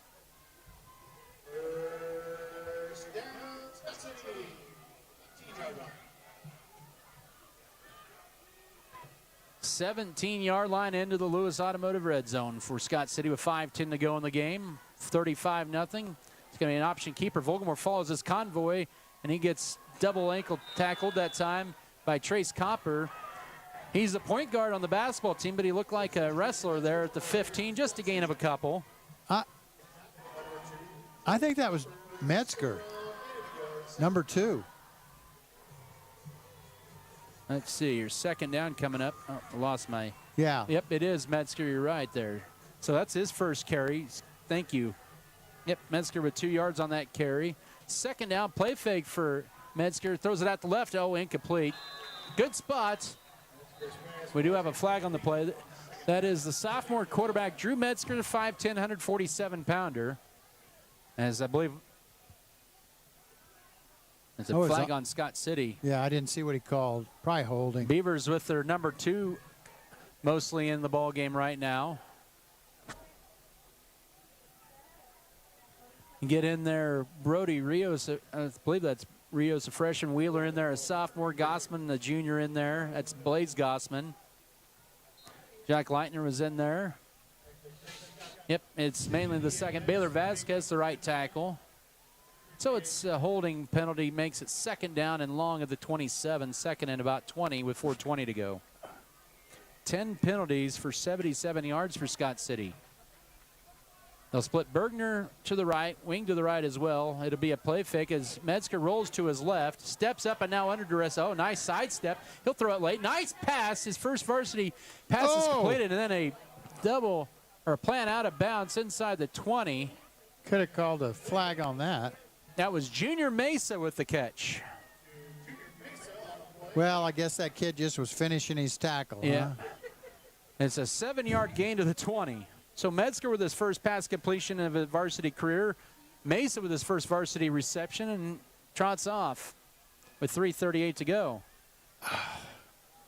And sets up a third down and about a baker's dozen. Metzger rolled to his right this time. Blitz is coming from behind. Finds a man in the flats, but underthrows him on the run, trying to get it to Wheeler, and it's going to bring up 4th down and 13. But good warm-up for the JVers. Some of them will get to go play at Cimarron on Monday. Also in there at right guard, that is Jackson Fisher, a 158-pound freshman. Also have a different center in there. That is, I'm trying to get as many as we can. 4th down, though, coming up. Scott City tonight 0-1 on 4th down. They're at the 20-yard line. Oh, we had a little movement that time. Have Beaton in there. Scott City with a false start. Trying to get all the kids we can here. 73, that's Reed Felker. He's actually still in at center. But 4th down and 18 with 3:20 to go as Bergner will run in the play. It's off to Ray. Ray ranked number 1 in Colorado. They'll be more than likely 2-0 when Scott City sees them next week. 4 receivers set on 4th and 18 from the Cimarron 25. The Blue Jays showing blitz. Metzger rolls to his right on 4th down. Has plenty of time. Sets up. Now he's going to be, he eludes one. Right sideline inside the 20, and he gets tackled at the 16. He'll be well shy of the first down. He needed 18. He got 9. But a nice little rush anyway on 4th down, and it's a turnover on downs. With 3:15 to go. Well, Ray will be playing their 3rd game of the year when we play. We'll be playing our 2nd. Usually see between the 1st and 2nd game, you see your greatest improvement. So that's not my, Yep. That's an advantage to Ray. It is. But I guess you can use the Jamboree as a game prep week like as well. Yeah, that's true. Scott City bringing in Boston Loudon as a linebacker. Metzger will be a free safety. Copper remains at quarterback for the Blue Jays. They have it at their own 17-yard line with 3:15 to go. It'll be a handoff to Nash. He'll go right side, and he's tackled immediately. And about the 19, make it the 20-yard line for 3. Do they do jamborees in Colorado? That I don't know. I think that was K. John was part of the tackling there. Good. And Caleb Beaton as well. So, yeah, 2nd down and 7 here with 2:50 to go. But Ray they only had 2 seniors on their whole roster last year. They'll run a spread. They'll run single wing. They'll be a handful. 2nd down and about 7 at their own 20, middle of the field. 2:35 to go in this one. It's going to be a counter left side. This is to Schlesinger. He turns it upfield, and he will be near a first down at the 27. And a nice tackle by Wheeler right at the sticks for 7.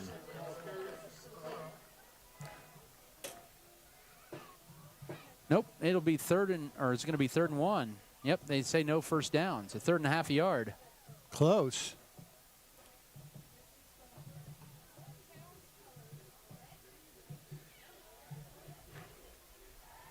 Cimarron tonight, 2 of 12 on 3rd downs. Under 2 to go in this one.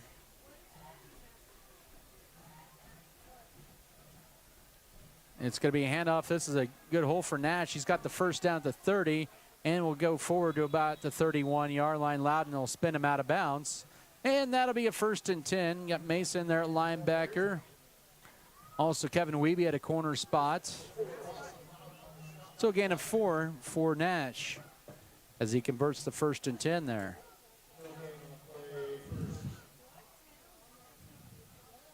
Well, Cimarron has done some good things. Surely they'll win some games this year. Yep, they got Holcomb at home next week. That'll be a tough game for them. They've got Colby the following week. That is on the road, I believe. 1:15 to go. And then they'll open up with a long rival in Lakin in district play. It'll be McCoy Nash right side. Kate John does a good job turning it in. And then finished off that time by Caleb Beaton for about no gain on the play at the 31-yard line. Good job by Scott City as we're under a minute to go in this one. Beavers will win their 8th consecutive season opener and the 16th out of last 17. Oh, that's always fun to win games. It is.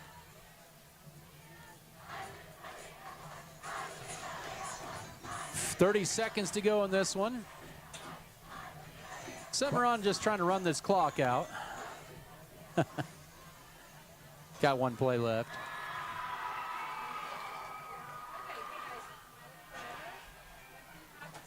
Bubbled snap picked up by Copper. He's going to, don't run out of bounds, and he does. We'll get 1 more play left. That'll be a lot, or right at the 30, or let's see, inside the 30. Oh, with 13 seconds to go. Well, you know, it's a game situation. He'll lose 2 on that one. Puts him at 20 carries for 46 yards. He's been under duress a lot. That was a bobbled snap. Well, that's all right. I know. He didn't see anything good happening out of that, so he just ran out of bounds. Don't need to get hit anymore. I think that was the other part of it. I ain't getting hit anymore. Game. As Deion Sanders would say, that was a business decision. And it was. All right, here we go. 13 seconds to go. Copper will hand it off to McCoy Nash up the middle. Tackle across the 30 to the 35. Loudon with that. Slowed down initially by Max Depperschmidt, the freshman. And that'll be it on a gain of 8. So Scott City with the goose egg here tonight over the Cimarron Blue Jays to open up the 2024 season, a final of 35-0. Scott City will take their 1-0 record to Ray next week. Cimarron with their home opener against Holcomb. Post-game coverage will begin in 3 minutes. This is Scott City Beaver Football. Miller Veterinary Clinic in Scott City loves to take care of your large or small animals as much as you love caring for them. Doctors Callista Miller, Stacy Rogers, Ellie